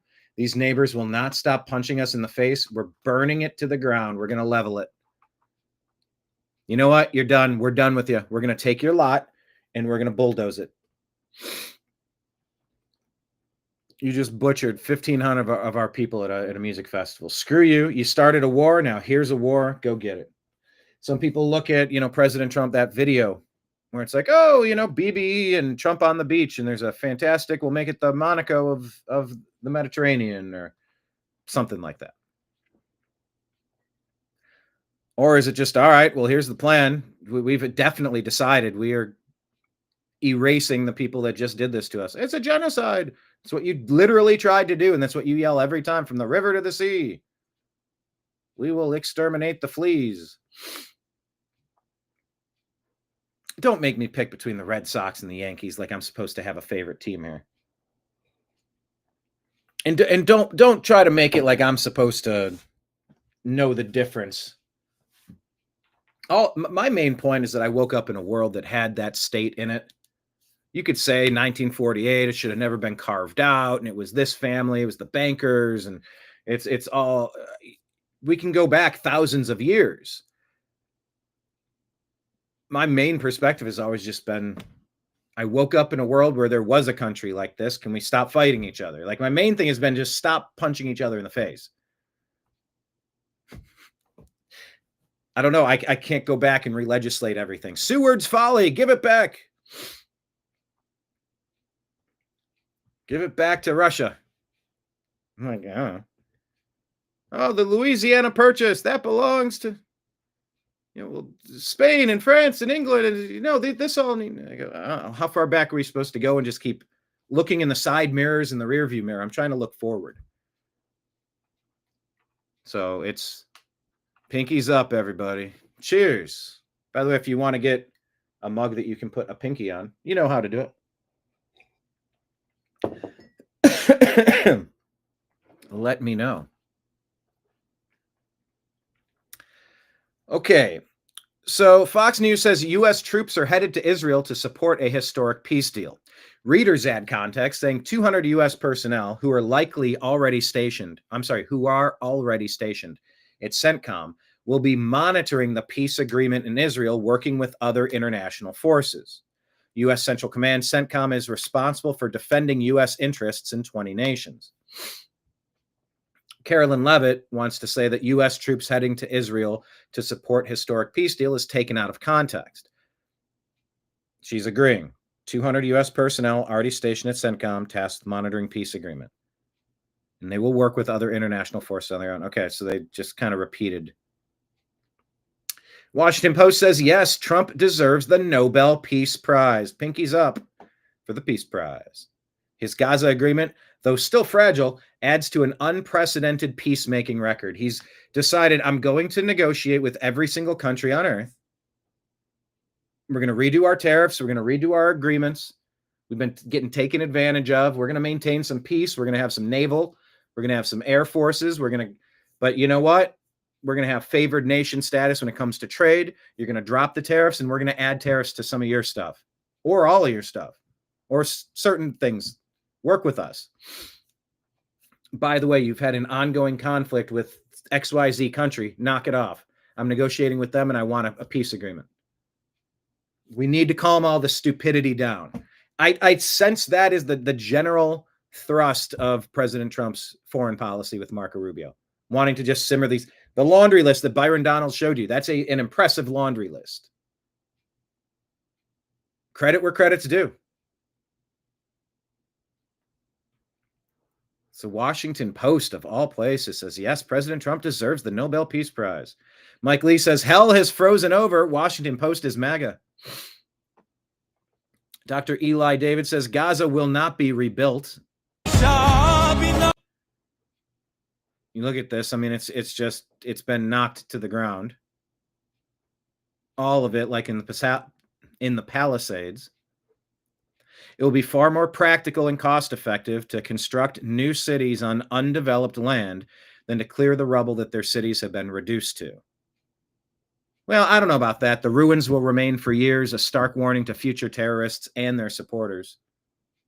I don't know. Not entirely certain how that's going to shake out.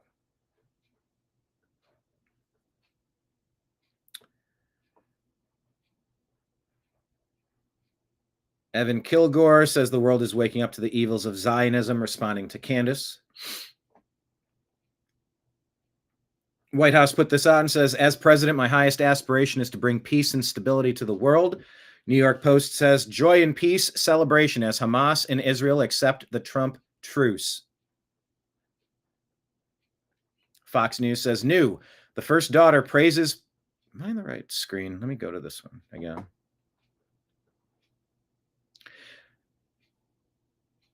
First daughter Ivanka Trump praises President Trump's unbending leadership in advancing peace efforts in a region long marred by conflict and commends her husband, Jared Kushner, and Steve Witkoff for their vision and perseverance in making progress possible.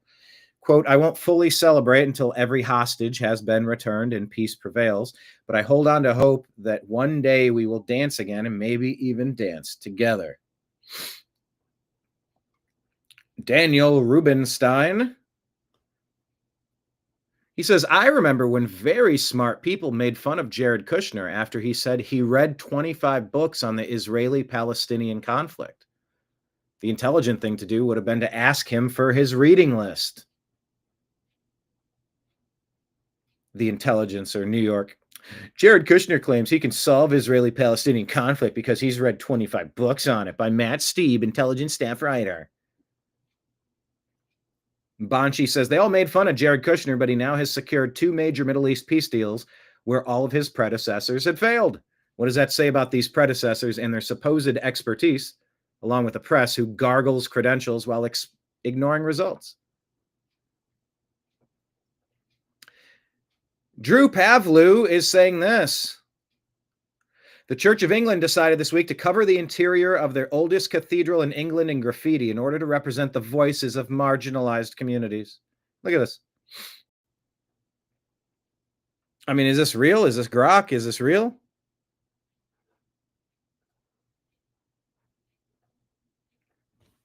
I got to ask Grok. At Grok, is this a real story or satire? I've never heard this before. Church of England wanted to represent voices of marginalized communities. The Very Reverend David Monteith, Dean of Canterbury, said there is a rawness which is magnified by the graffiti style, which is disruptive. It's unfiltered and not sanitized. This exhibition intentionally builds bridges between cultures, styles, and genres, and allows us to receive the gifts of younger people who have much to say. It's actually stunning how much the elite of Britain hate their own culture and civilization. You couldn't even invent this as satire. They are literally scrawling graffiti on the walls of ancient cathedrals. Everything beautiful is just torn down and destroyed. So I'm asking if this is satire. This is probably satire. I mean, it might not be. What do the comments say? Elon says it's shameful. Okay. Elon involved in this. Relentless anti-Western propaganda has made so many people in the West want to suicide their own culture. Unfortunately, propaganda works. You're not being tolerant, inclusive, or open-minded. You're being conquered.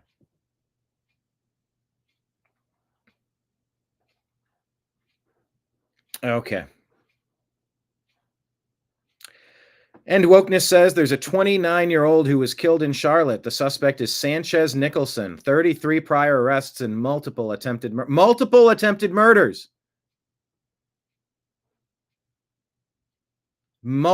attempted murders. Look at all these arrests.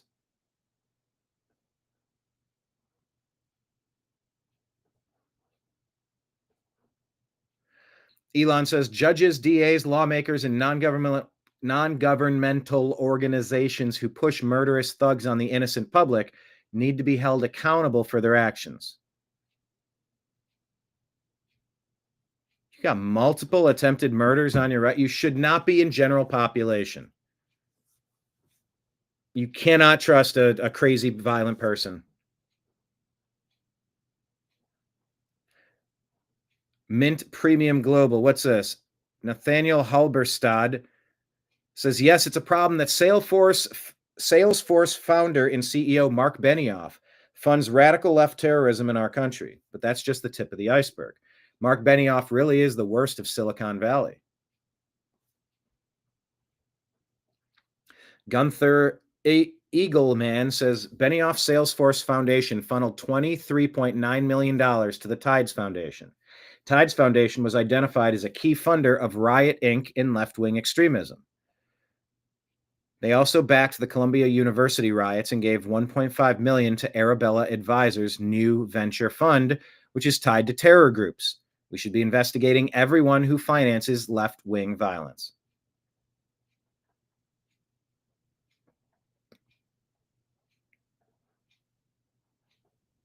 Tied to Riot Inc. World Economic Forum.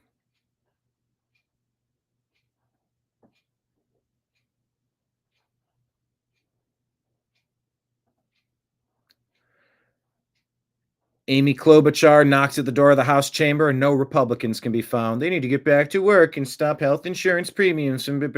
Mike Lawler says, you voted to shut the government down. Maybe walk back down the hall and vote to open it up. How about that? Coach Prime, Deion Sanders says, it's on you. Stop making excuses and blaming everybody but yourself. Look in the mirror and identify who's causing all the mess that causes you and others stress. It's on you to change so your circumstances will change. Change is inevitable.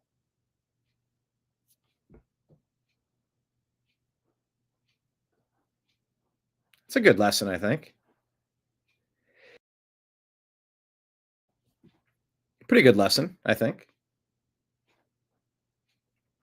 No, it's Ivanka Trump, not Ivanter Trump. I mean, although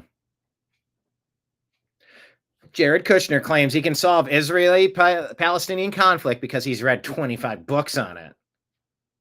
J.D. Vance, Vice President J.D. Vance says, what Jared never told anyone is that he also stayed at a Holiday Inn Express last night.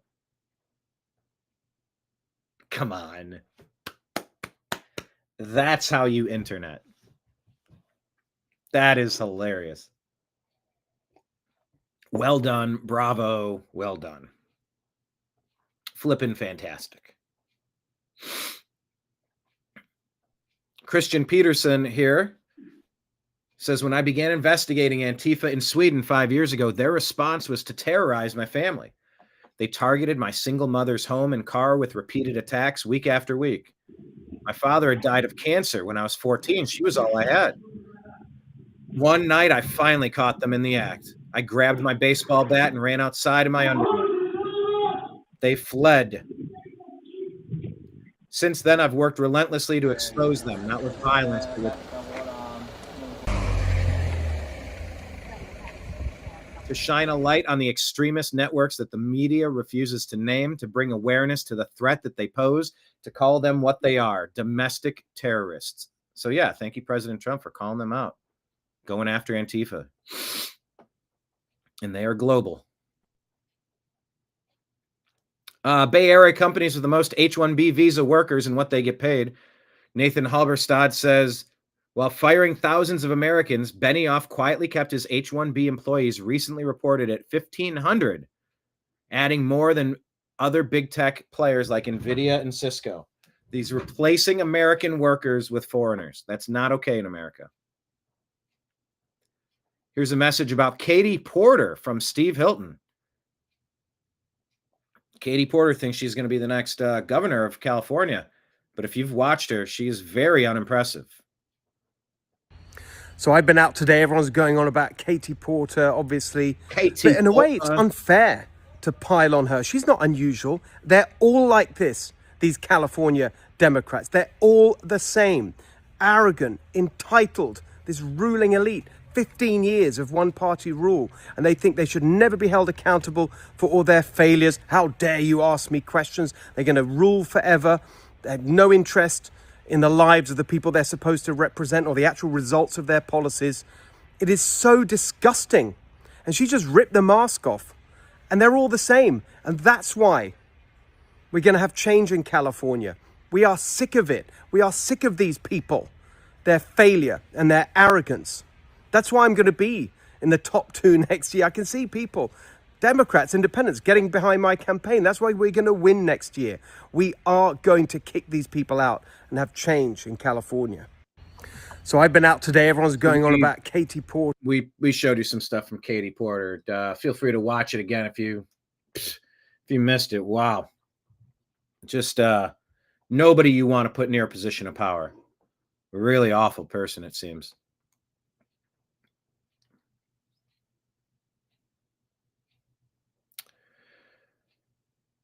Oh, what is this? A deranged rant about wanting to kidnap your kids and destroy your life. And like, oh, looks like I struck a nerve with MAGA. Yeah, there are people out there that want the worst for you. And you just need to be aware of it. There's only a negotiation with... Negotiations only go so far. Let's just leave it at that. There are lines in the sand where there will be no negotiation. Juanita Broderick put out, crying Democrats should pace themselves. I haven't even gotten to the good stuff yet.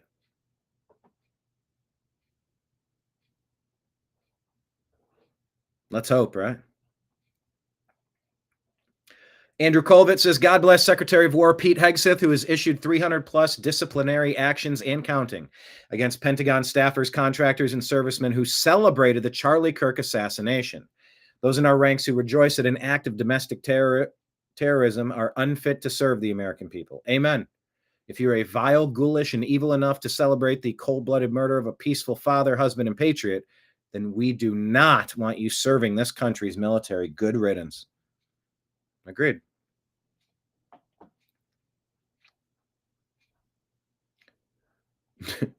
Hey, here's another palate cleanser just because.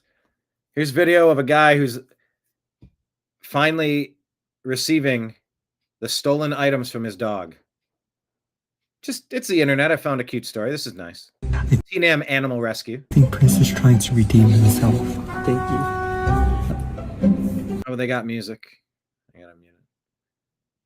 Dog had socks. What is that? Underwear? Something. There's a sandal. Gotta mute it. Got more stuff under there? Yep, more underwear. More boxers. Go on, get some more. Another sock. And another sock. I just keep getting things and dragging them off. I don't know. That's just kind of cute. Winsome Earl Sears says, if you can't condemn murder, you can't be governor. Let me show you this atrocious video from yesterday. By the way, there's some people out there saying that there's Letitia James did her job, and in return, the president demanded his attorney general prosecutor. Weeks later, Letitia's indicted by the DOJ. This is not how our justice system is supposed to work, says Senator Mark Kelly. This is vengeance, not justice.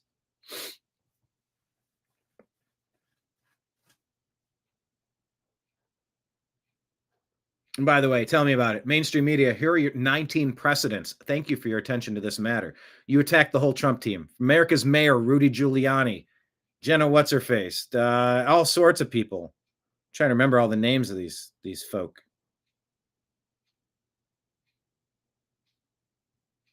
And the President of the United States. So spare me. You're the ones that have done this. You are the ones who did this. A message from John Fetterman. More political violence in Pennsylvania, sadly. Now, again, 2 more of our state troopers were shot just doing their job. It's another sad reminder of exactly how dangerous this job. And I just want to thank for their service and all of the state troopers that we're lucky to have them in our service here.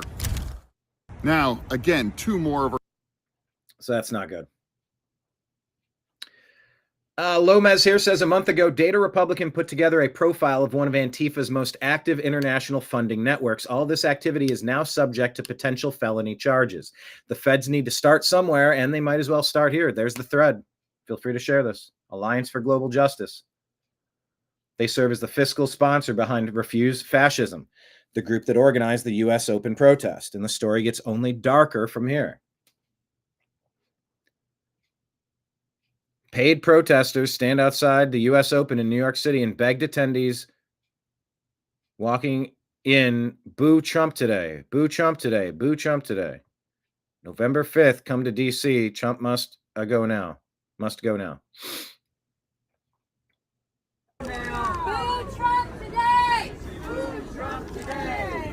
Could you say and spell your name for me, please? Yes, my name is Emma, E-M-M-A, cap everywhere he goes. Russian camps. Trump must go now! Yeah, okay.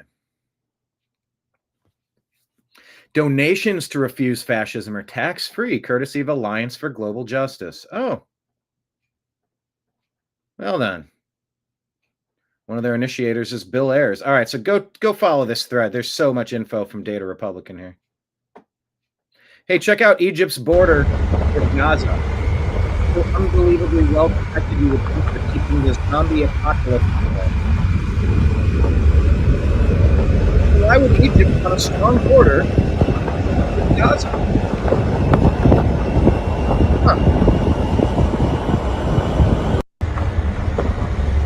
Almost like they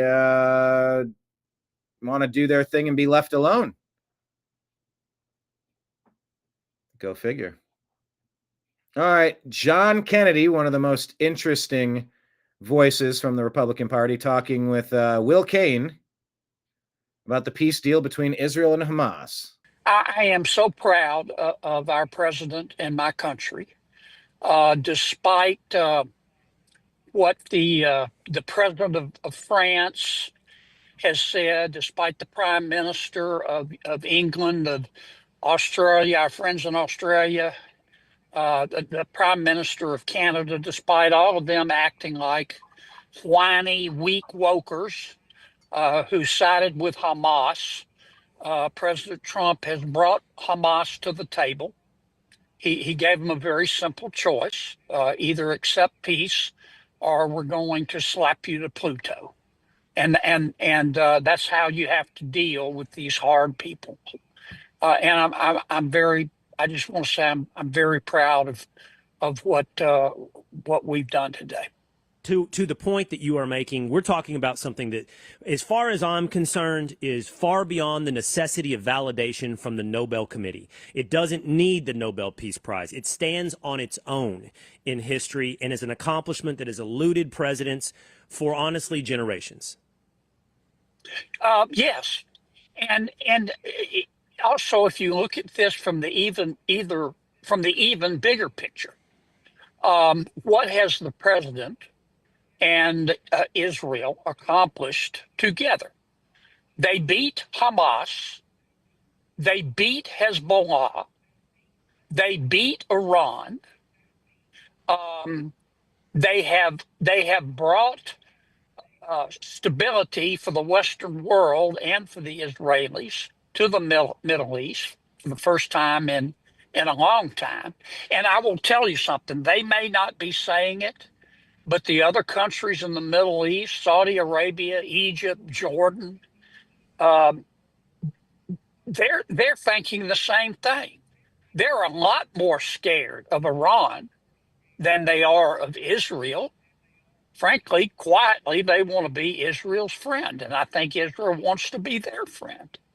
And it pains me that some members of the media refuse they just look reality in the eye and deny it, but it is what it is. I think the American people see what has happened, and it is historic. So phase one.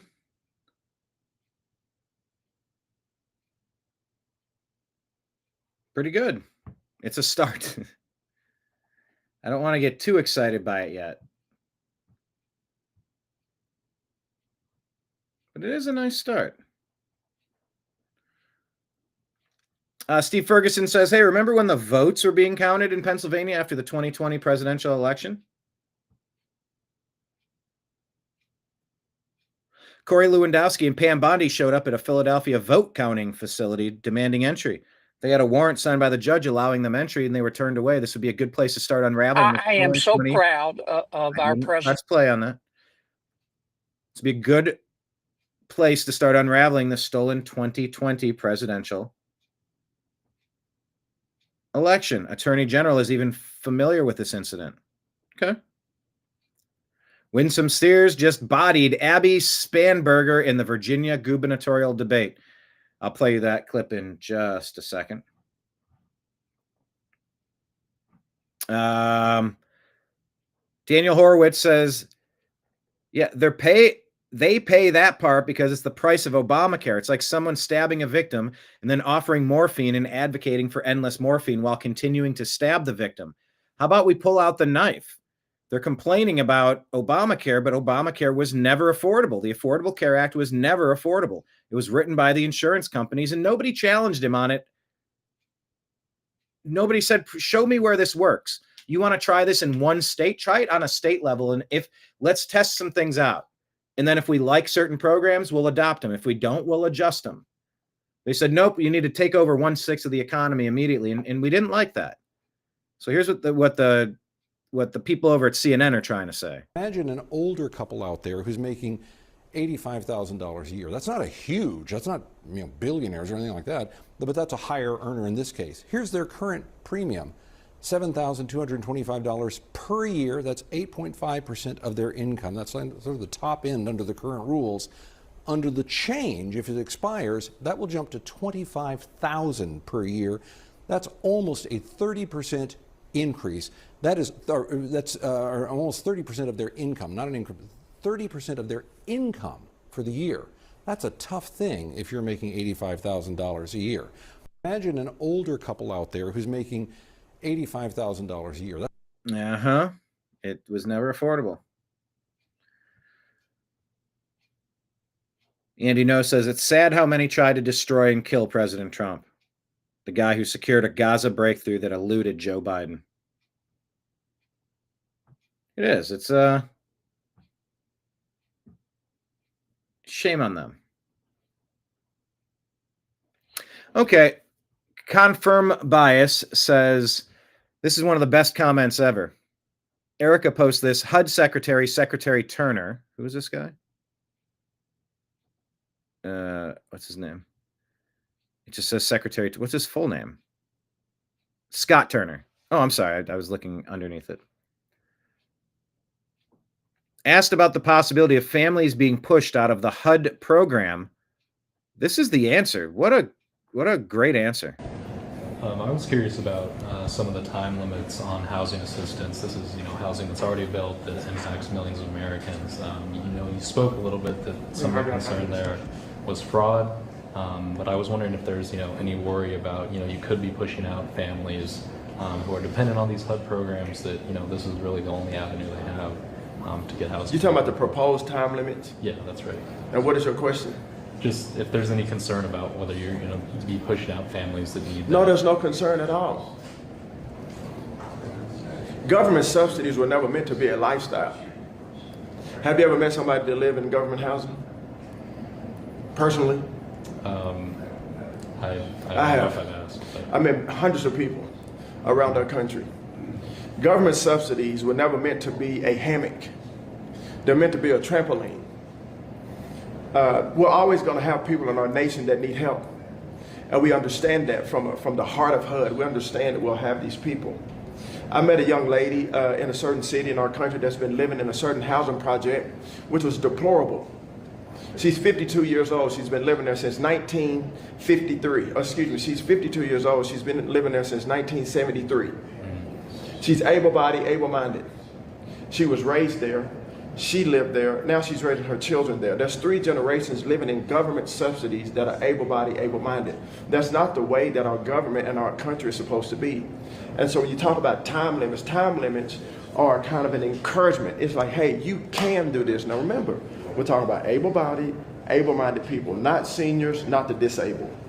people who are able to work, people who have the ability to work, people who have the mental acuity to work and look for work, right? When you change the trajectory of someone's future by saying, you know what, we're not just telling you to work, we're going to have workforce training around you, we're going to have skill training around you to get out of government subsidies to live a life of self-sustainability. This is not Democrat, it's not Republican. Poverty has no party. You understand? Poverty is not red, it's not blue, it's not black, it's not white. It impacts everyone, indirectly or directly. So my heart, the president's heart, Senator Crapo's heart is this: how do we help able-bodied people change the conversation and say, you know what, you can do it. This is not political. This is, you know what, you can. So we're going to put time limits on here and help you to traject out of poverty, out of government subsidy to a life of self-sustainability. That's the heart behind this. Go and research Bill Clinton's bill 1996 when they did real welfare reform. I was just going to You remember that? You don't remember, you're too young. I'm too young. But go research that. It's not supposed to be a hammock, it's a trampoline. I got very familiar with that. Generations of people in Section 8 housing, and it's a whole mentality. People, Deb likes when I do the Bo Ryan story. When I was yelled at by a lady, she didn't want the place to get too nice because then the rents would go up. That's the limiting mentality. And that is toxic.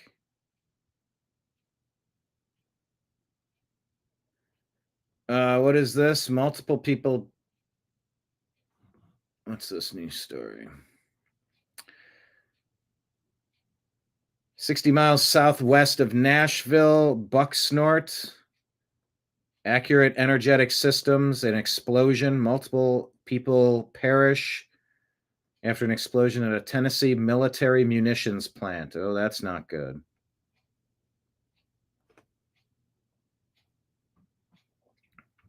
Act of war, question mark. Yeah, we are at war. Sleeper cells activated. Terrorist attack, the war continues. A plant on Friday, there were 135 people working there.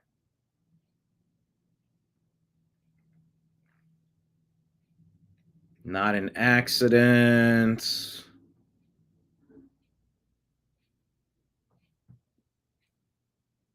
Yeah, okay. So that's breaking.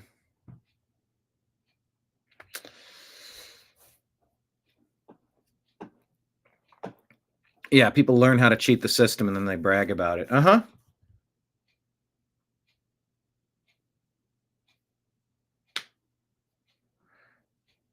Yeah.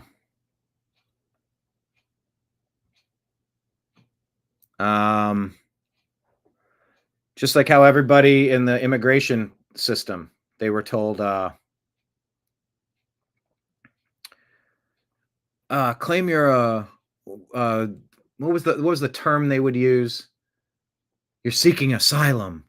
Here's what you have to say, and then we'll get you into this special program. Yeah, they were led astray by dirty Democrats. The Democrats were lying to you, and they were using you. They were manipulating you to say coached words, coached phrases.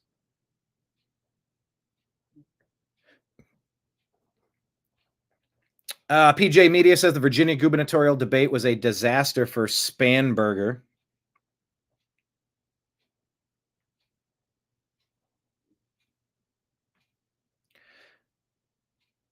What is this one here? Murders up 200%. Stabbings are up 60% in uptown Charlotte. Too bad we don't have 24/7 police guards protecting us. People are frustrated that they're letting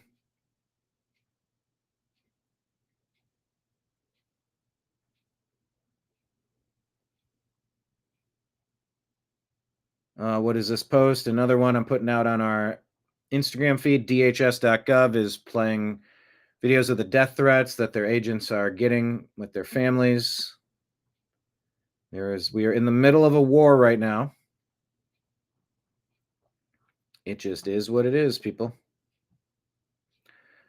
Doesn't matter if we want one with them, they are in one with us. Act accordingly. Anyway, Charlotte leaders keep saying the perception is that Charlotte isn't safe and crime is up, but the reality is that crime in Uptown is through the roof. Check the crime stats below for the first 3 quarters of 2025 compared to 24 for Uptown. Murders up 200%.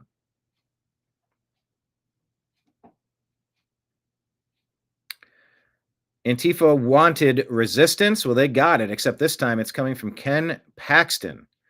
A Texas Attorney General's office infiltrated their chats, their collectives, and their safe spaces. Check this out. So Ken Paxton just dropped a political hammer. The Texas Attorney General has officially launched an undercover investigation into leftist terror groups operating inside our state. Now, this comes after multiple violent attacks, including the assassination of Charlie Kirk and armed assaults on ICE facilities right here in Texas. Now, Paxton says his office is going after organizations tied to Antifa and the so-called radical transgender movement. His words, not mine. He said they're a cancer on our culture. Well, and he's not kidding. Agents are now infiltrating and dismantling these groups, working with federal agents and state law enforcement to shut them down before more Americans are hurt. So this follows President Trump's move to label Antifa a domestic terrorist organization, giving prosecutors new tools to crush these extremist cells once and for all. So while the Democrats are busy crying over Trump's mean tweets, Ken Paxton's over here hunting down actual terrorists. Maybe that's why the left hates him so much. Okay, well, that sounds pretty good. Good job, Ken Paxton. We'll defer to Marion and John on that one. Wall Street Ape says Americans now recognize they're being fed propaganda in movies. This man went to go see the new movie One Battle After Another with Leonardo DiCaprio, but he walked out. Says the movie started with an Antifa war cry. The first scenes are breaking immigrants out of detention facilities. Immediately, they incite people to blow up detention facilities and free immigrants. Then essentially a conservative group gets together and they're a secret racist society trying to cleanse the races in America. Rotten Tomatoes goes full woke propaganda pushing and gave the movie 98% on Rotten Tomatoes.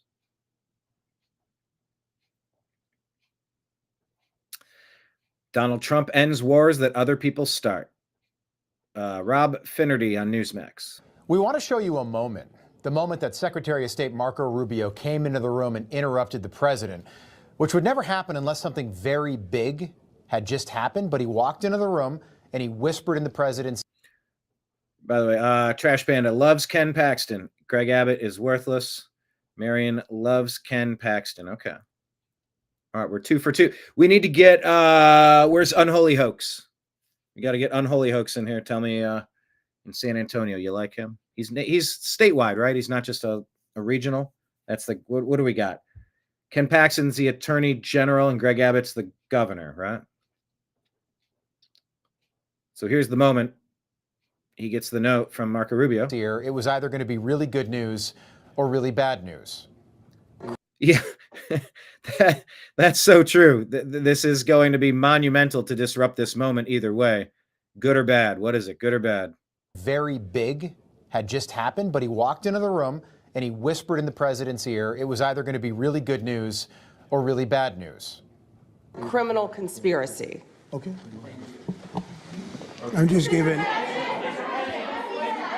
Yeah, I was just given a note by the Secretary of State saying that we're very close to a deal in the Middle East, and they're going to need me pretty quickly.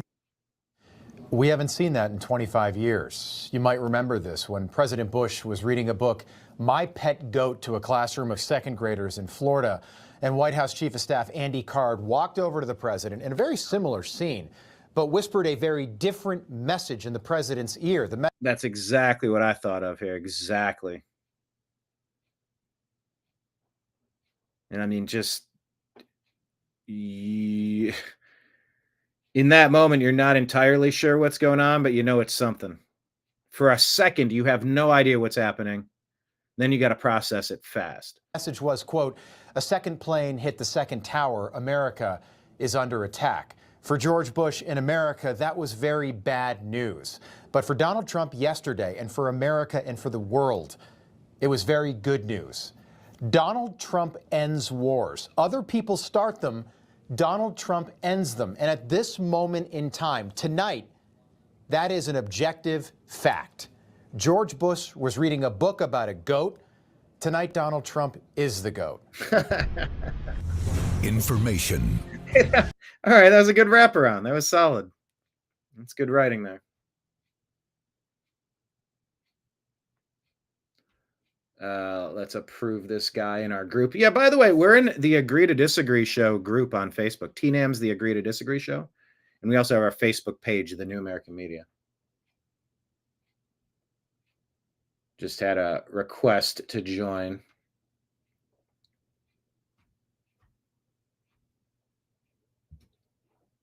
Okay, that was a good wraparound. He is the GOAT. President Trump has thoughts on Chuck Schumer. But Chuck Schumer proclaimed this morning that every day gets better for them. No, every day it's actually getting worse for them.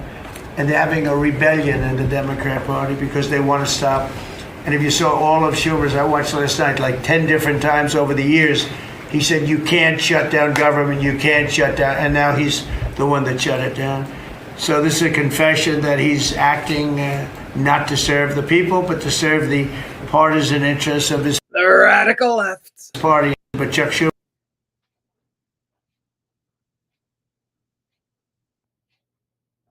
Okay, former FBI Director James Comey has been indicted on 2 counts. Devin Nunes is going to explain the Russiagate grand conspiracy here. Joining me now with more on all of this is the man who first exposed the unless you start indicting the people who have been running their treasonous campaigns, more of this will continue. The beatings will continue until morale improves. entire Russia lie some 7 years ago. The beatings will continue until you prosecute the people who committed these crimes. Oh, yeah, it's Comey, Clapper, Brennan, Obama, Biden, Clinton. Reckless, unconstitutional, illegal vote fraud, election interference, treason, coup, whatever you want to describe it, it's all of those things at once. Watergate on steroids. Former California Congressman and Chairman of Intelligence Committee Devin Nunes, who is now the Chairman of the President's Intelligence Advisory Board, as well as Trump Media CEO. Devin, thanks very much for being here this morning. Give us your reaction to the indictment of Jim Comey. I think Comey should consider himself lucky, Maria. Number one, that he wasn't treated like Roger Stone was treated, who had a very similar charge where they actually raided his home at 6 a.m., drug him out. And that was before they had actually called the CNN cameras so that they could go and get it all on camera. So that didn't happen to him. Secondly, what also didn't happen to him is what happened to General Flynn, where Comey himself admitted that they ambushed Flynn in the White House, charged him on very similar charges, even though the FBI agents themselves said that they didn't believe that Flynn had lied. And oh, by the way, that information had leaked out on General Flynn that they then misled the American public about what actually General Flynn said. So, look, Comey has long been a liar, a leaker. He's dishonest. He ruined the FBI. And I would just lastly say this about this indictment is he's also going to be very lucky if there's not a superseding indictment. But I'd say most importantly, he will be lucky if there is not a grand conspiracy charge brought, which is really what should be brought against probably about 24 characters in the United States over the last 7-8 years. Highest levels. So that's what I want to talk about. The conspiracy charge, will that come? And what does that mean, conspiracy charge? Because John Ratcliffe also brought that up to me, saying the statute of limitations does not apply if it's a conspiracy that's still going on. Yeah, that's right. And so when you go back and look at this at 50,000 feet, what are we really talking about here? What actually happened that they were all involved in? It all goes back to really one thing, and that was that there were 30,000 emails that Clinton had that Clinton was worried would come out before the 2016 election. And then if those came out, it would make her unelectable. That's what this is all about. Everything goes back to that.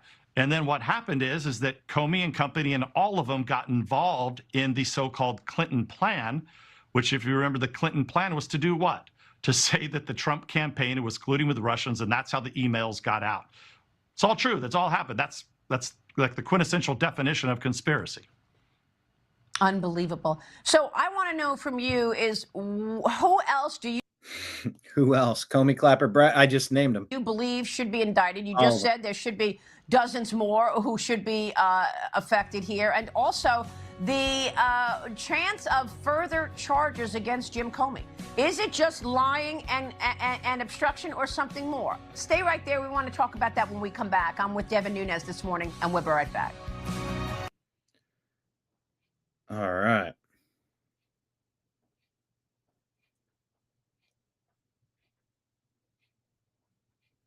Letitia James.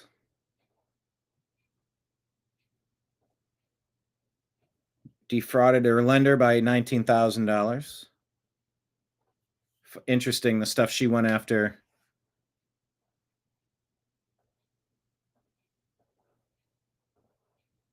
President Trump or what she's going to jail for if she's guilty of this. Let's listen to Scott Jennings talk about this. Do two wrongs make a right, Scott?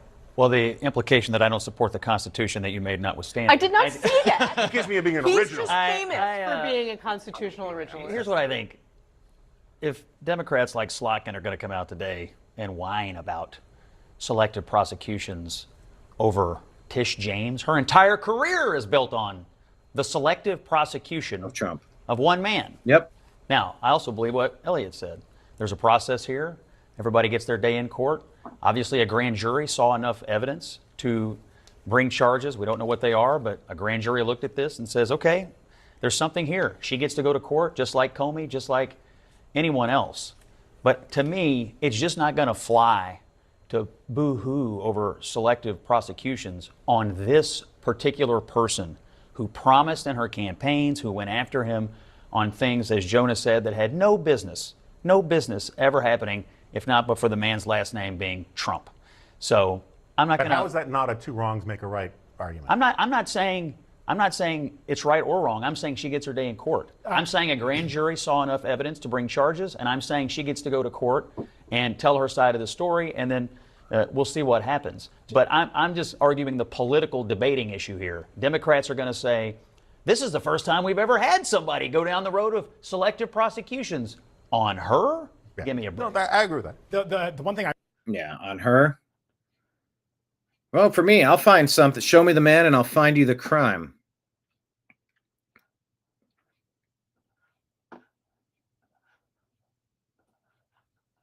So there's that.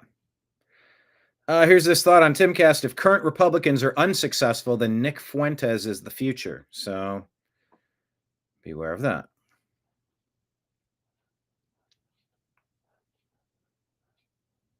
There's a video going around that new Toyotas, you need monthly subscriptions to do all sorts of stuff.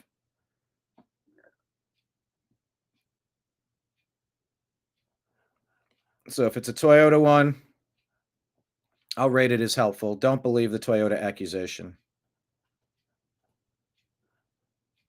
Do some more research on it. It's this lady, and I'll leave it up there on the post.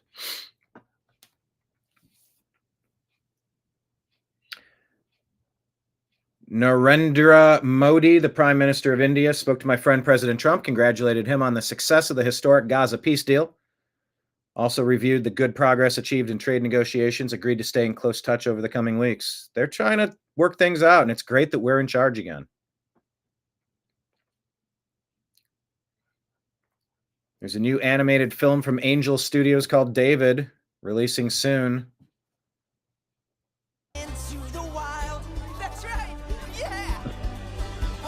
Say Angel educates the kids with truth while Netflix grooms your kids. The choice is clear.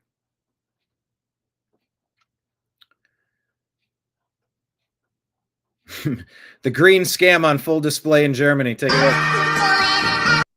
Liquid laundry soap containers made of paper. There you go. Oh, wait, but the paper's just covering a plastic bag on the inside to hold the liquid. It's so stupid what they're doing.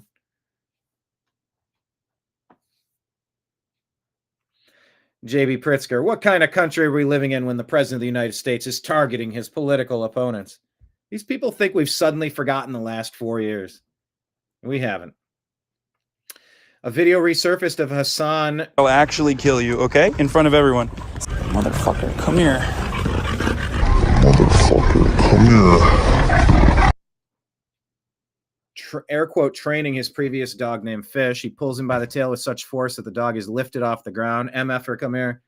If you run right now, I'll effing kill you. I'll actually KU MFer. Yeah, this guy, this Hassan is a real piece of work, it seems.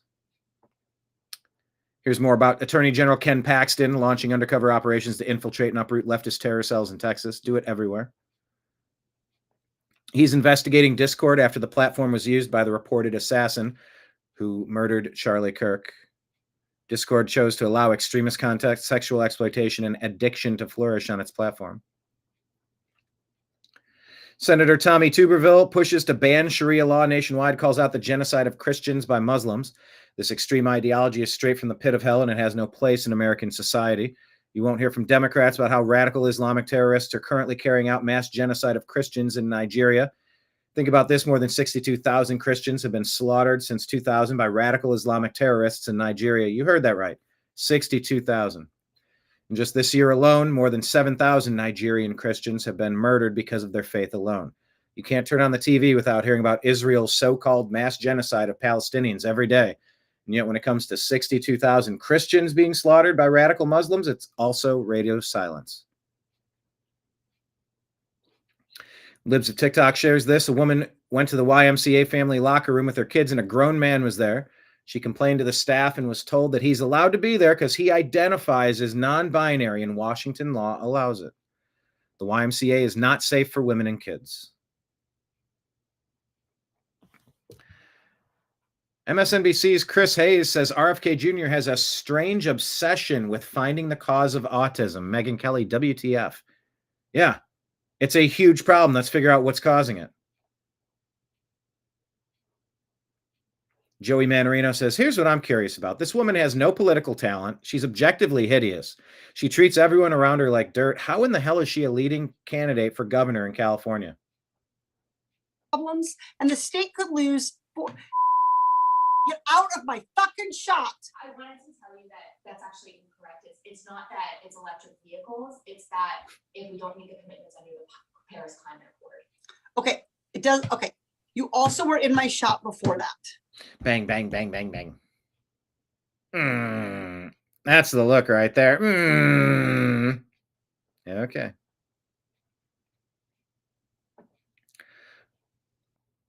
Who should be more embarrassed? Katie Porter? I just want to play a clip of the interview she did yesterday. What do you say to the 40% of California voters who you'll need in order to win who voted for Trump? How would I need them in order to win, man?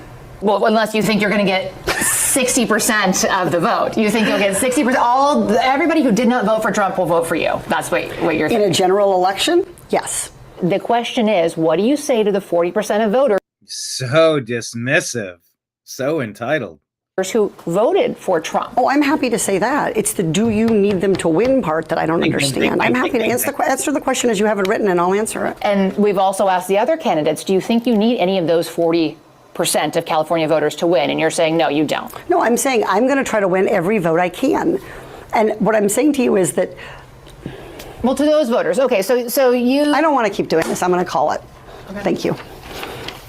She gets up and walks away. You're not going to do the interview with us? Nope, not like this. I'm not. Not with 7 follow-ups to every single question you ask. Oh, God forbid. Every other candidate has answered. I don't care. Follow-ups. I don't care. I want to have a pleasant, positive conversation in which you ask me about every issue on this list. And if every question you're going to make up a follow-up question, then we're never going to get there. Ms. And Porter, we're just going to circle around. I am an investigative I have never had to do reporter. this before, ever. You've never had to have a conversation with to end a an reporter? interview. Okay, but every other candidate has done this. What part of I'm me? I'm running for governor because I'm a leader. So I am going to make... So you're not going to answer questions from reporters? Didn't go well. Wow. Didn't go well. According to people who had worked in her office, she has made multiple staffers cry. People are generally so anxious to even staff her because if anything goes wrong, she flips out on whatever staffer is present. She just talks to staffers however she wants. One criticism of Porter has been that she allegedly is a terrible person, according to some accounts, abusive and racist. In December, text messages surfaced in which Porter scolded a staffer for giving the Congresswoman COVID. One message said she was rage-prone and had a tendency to disparage staffers. Others suggested her expectations were wildly unrealistic. One message accused her of making racist comments. Those are from her staffer. And remember, those are from 2022. I mean, we've seen this, and they just buried all of that. And now you're starting to see it. You know, when you force people into uncomfortable situations, you generally see who they really are. And that wasn't really that was a normal situation for anybody who's right. You can't handle that, sweetheart. You can't handle anything. Exactly. But imagine you're in California. She was the front runner yesterday. Good grief. Come on, California. You got to do better than that. Speaking of not doing better than that, let's look at Virginia governor candidate Abigail Spanberger, grilled on if she still endorses Jay Jones for attorney general, even after he called for the death of Republicans and the death of their children. You want to hear the worst answer you've ever heard in a debate? Thank you, Ms. Spanberger. I didn't hear an answer there on the endorsement issue, so I want to just make sure. Will you continue to endorse Jay Jones to be the next Attorney General of Virginia? And were you aware of these text messages before they released? You have 30 seconds. In fact, it appears that it was those who released the text messages and held them for years. So the public was unaware who had knowledge of these text messages for many hours. What did you do about it? I learned of these text messages the day that they came out, and I denounced them as soon as I learned of them. She denounces murder. And Earl Sayers, importantly, at this point, as we move forward, the voters now have this information that was withheld for them. You're running to presumably be for Ms. Earl political Sayers, reasons. But the voters now have the information, and it is up to voters to make an individual choice based on this information. Wow. She said a lot of words. She went to the Kamala Harris School of Word Salad, answering none of the easy, direct questions. It's worse that you said so much and said so little. She refuses to pull her support for the guy that called for the political assassination of her political Republican opponents, his political Republican opponents, and their families. She won't withdraw support, so she's tacitly endorsing this. Ms. Spanberger, I understand what you're saying about the voters, but for you yourself, do you still continue to endorse Jay Jones? 15 seconds, yes or no? We are all running our individual races. I believe my opponent has said that about her lieutenant governor nominee. Ms. Earl Sayers, and it's Ms. Earl up Sayers. to every person to make their own decision. I am running my race to serve Virginia, and that is what I intend to do. Thank you, Ms. Spanberger. Refusal. We just want to clarify, what you're saying is that as of now, you still endorse Jay Jones as Attorney General. I'm saying as of now. Well, this is disqualifying. She can't pull support for that guy. She's disqualified. It's up to every voter to make their own individual decision. She's asking about your decision. If your attorney general is supposed to kind of navigate what's going on and you're refusing to do the obvious, you stay away. Stay far, far, far away from the office. I am running for governor. I am accountable for the words that I say, for the acts. I'm confusing attorney generals and governor for governor. No thanks. It's an easy answer. You denounce it, you've pulled support. Trash Panda saying, why is Jay Jones not in prison? We just had Spam Bondi go after the guy who made threats against Benny Johnson.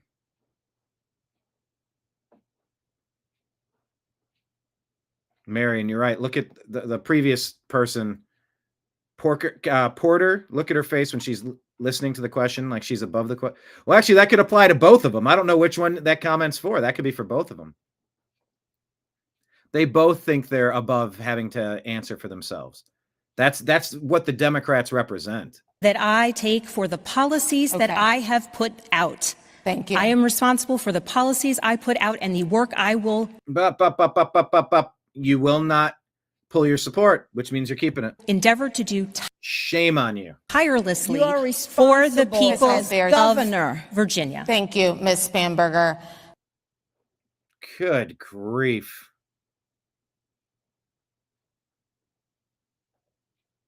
We're talking about someone's life being taken from them. I I don't understand why you just can't come forward and say he needs to go. I mean, we're talking about murder. We're talking about someone's life being taken from them. Have you nothing to say about that? Are you not going? Look at her absolutely ignoring the person talking to him, asking him a question. Wow, what a terrible performance from this Spanberger. To address it? Really, you can't go any further. You're a governor. You're supposed. She's smiling about it. Fuck her. Look at her actually smiling about it. China. I gotta purse my lips because I'm. I gotta go side by side so you can see it. No, that's too far side. In real time, she's holding back a smile.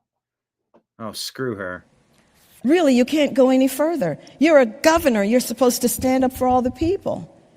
Are you saying political murder is all right? I don't know. Wow.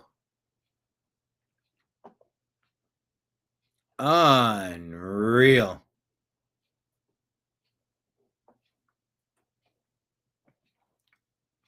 Well, they made a commercial out of it instantly. Let's watch the commercial. Would it take him pulling the trigger? Is that what would do it? And then you would say he needs to get out of the race? Abigail, you have nothing to say?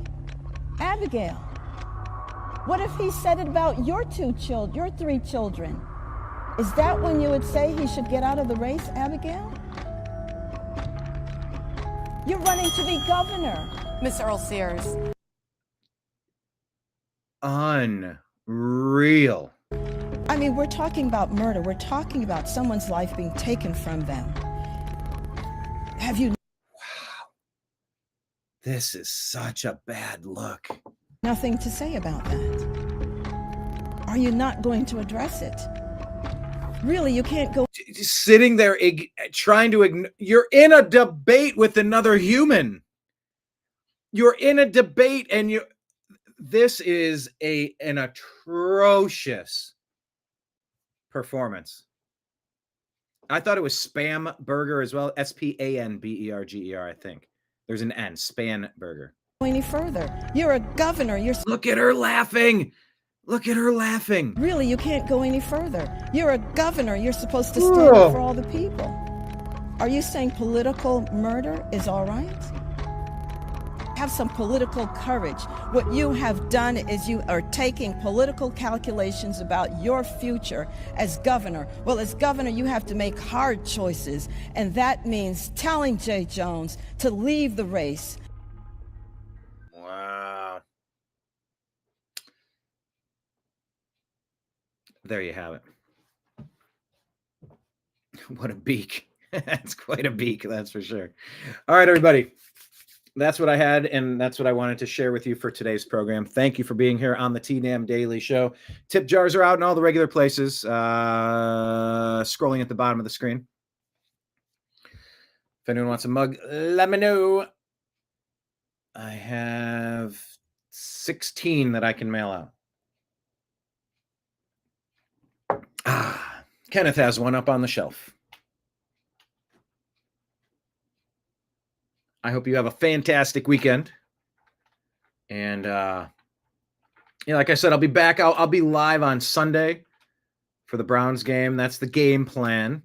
If anybody could watch some extra videos on the YouTube channel, we got to boost it a little. I mean, like I was saying yesterday, I mean, back before the adpocalypse and the shadow banning, I mean, our videos would consistently get thousands of views, and it's been hard to break through in the algorithm. But like, I think each one of these baby steps, activating memberships and super chats, has been very helpful to the channel. 1,900 videos. If you could play some videos, we're trying to get 493 pennies in the wishing well. That's the number of new videos in addition to our baseline daily averages we need to hit in order to activate our advertisements on the YouTube channel. So fingers crossed, and please, if you'd be so kind as to maybe watch some old content, previous content, stuff you might have never heard before. Maybe you'll get some good perspective on it. But yeah, that's another way you could help the show out, as well as sharing the show. You know, text a couple of your friends and be like, hey, would you do me a favor and subscribe on their podcast on Spotify or whatever, Apple, whatever it's called, or YouTube or Rumble, whatever the case is. Yeah, so we'll be back with the Unhappy Hour Sports Show on Sunday, I believe. 90% certain of that. And then back on Monday at noon. So yes, thank you, everybody. Marion and Trash Panda and Kenneth and everybody else out there in the TNAM universe. I appreciate you. I love you. And we'll talk to you again soon. Take care, everybody. Peace.